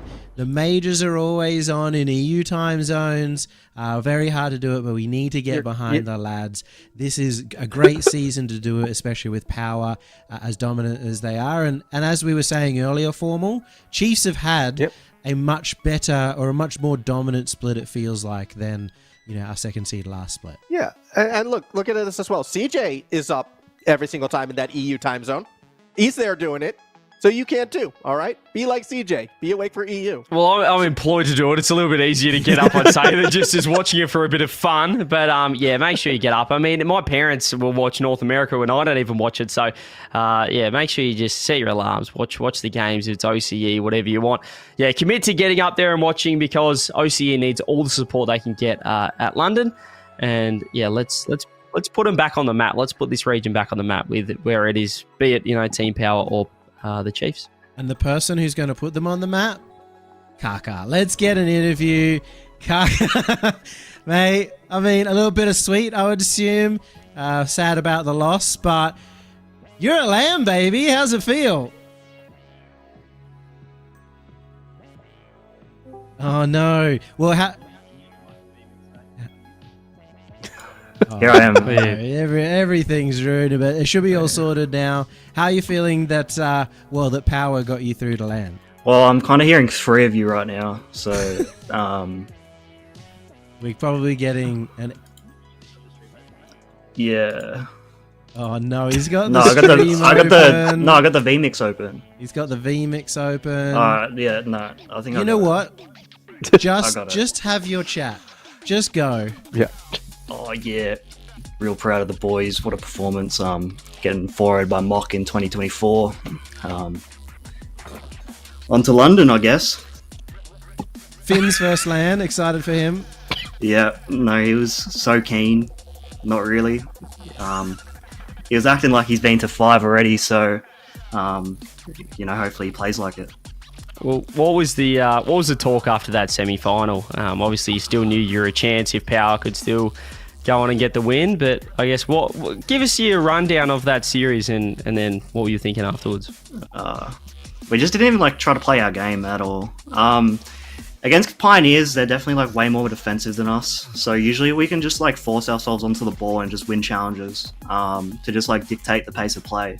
But today, I don't know. We just kept banging the ball and shit. We didn't really try to take like control of the ball or try to like just play the pace of play we want, really. And they just kind of like controlled the ball when they could and won the game.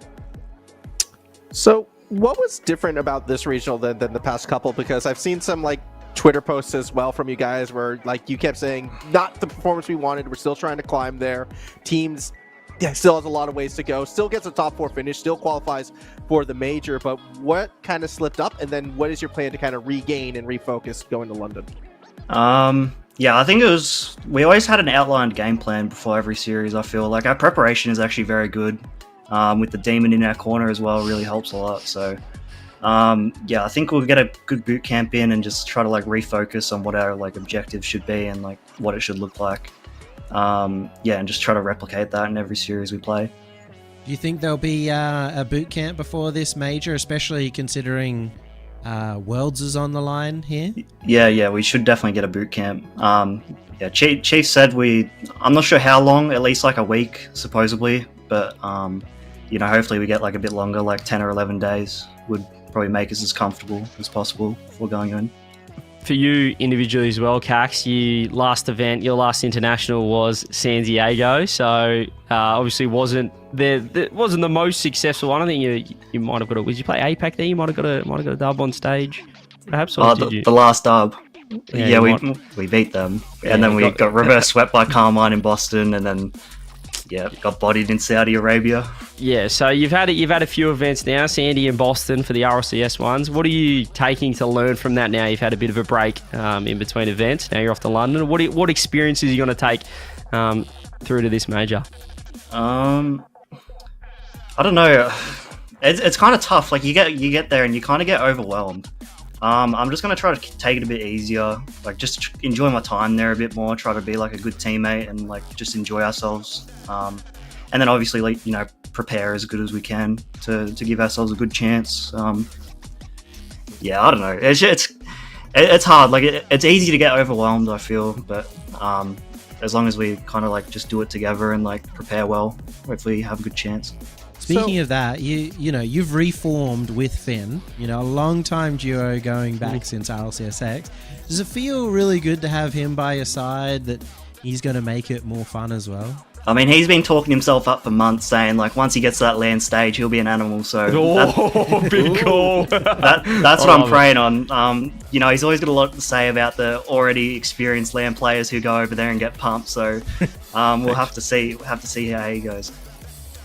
I guess my question then too, like how much of the focus then is going to this land, like you were saying, your goal is to go and take it in, enjoy the moment, but then how much are you actually thinking about the bigger picture and Worlds potentially being, if you can get the results that you want? Is Worlds on your mind at all? Are you just putting that aside and just focusing on what's in front of you? Where's this sort of team mentality at? Yeah, well, it would have been nice to confirm it today. Probably go over there and play with like a light mind, as you'd say, like, but yeah, obviously that's an added pressure we have now, but not much we can really do. I don't know. Sometimes we play better with pressure, and then sometimes we just fully flop, like today. I think it's just kind of the mindset going in, like maybe shifted today a little bit. Yeah, it's obviously an added pressure, but I think we can manage it. You think that the Demon LBP, your coach, will be able to kind of give you some good tips? He helped this guy a little bit, I think. Nah, he's nonsense. He just talks absolute nonsense. He gets you doing some weird mindset sort of stuff, Kaka. What's he got for you? What's the pre-game ritual looking like these days? Yeah, like Finn, he said like he's going to come into his element supposedly in the lands. Like that's where he comes into effect. I'd imagine he'd have us doing a lot of like just as a unit type thing, like really get on the same page together, like as a team. And yeah, obviously I don't know too in depth about the activities he's going to have us doing, but yeah, I suppose we'll just do it together when we get there. Awesome. Well, you got any shout outs, any last words, anyone to thank? Yeah, shout out the Chiefs, who were very close to not picking us up. Shout out the Demon, shout out the teammates, obviously played very well. carried the fuck out of me. Yeah, no, just really happy to be back at the We beeped it LAN. out, it's alright. Yeah, just really happy to be back at the LAN, and hopefully we can perform. Awesome. Well, best of luck. We're going to be cheering for you, and maybe see you at the Worlds as well. All right, thanks, boys. He's a man of beautiful poetic words, is Kaka, and that's why we love him. Congratulations, to the Chiefs, to him and the boys, and the Demon, who will be back at another international event. And you know what, chat? What are you going to do about it? There's nothing you can do. It happened. You can't find him. He's good. He's Aussie. Can I put on my tinfoil hat conspiracy theory head real quick? He's saying that, Coach has been talking up the big game. Oh, when I get to LAN, we're going to crush. Finn's talking up the big game. When I get to LAN, I'm going to crush. Is it actually him who thinks that, and he's just going to put some of the pressure on the others? So then, he's like, nah, they were all talking game, but I'm the one who showed up and did it. Well, maybe. I mean, he's been to a couple of lands, so it's not as if he's going to trust me when I get there, because we've seen firsthand that he's not. I wouldn't say he's underperformed at lands, but he hasn't exactly gone over there and taken it by the scruff of the neck. But hopefully this time, this is the one, because he's putting the pressure on the other teammates. So then he's going to be the one who comes up, takes it over, like he does in the games here when they win. So there you can see the 8-point difference, by the way, with Pioneers. And it's 10-3 round, so that's why they need to get there. But hell, why not? Why not make a top 8, top 4, top 2, top 1? Top 1 would be nice. Let's have the OCE finals. Let's run it back. Power versus Chiefs London Major Final. I'm here for it. Look, I won't even entertain that idea. Let's just hope for a top 8 to start with.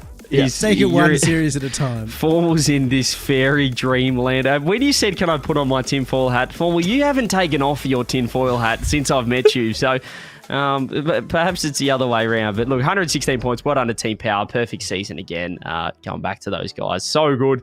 I think it's good for the region. I think people ask, is it good would you rather have different winners or one winner? I think when we are, I guess, in the state we're at, we'd rather have one dominant team. Like, let's get back to what we had season 3, 4, 5, whatever it was, with Alpha Sydney, with Chiefs. And if we can just get one team performing, it can put OCE back on the map and maybe pave the way for the next generation as well to be inspired to come up and join the ranks in OCE and beyond. So, yeah, that's it, boys. Hey, what are we doing? I'm sad.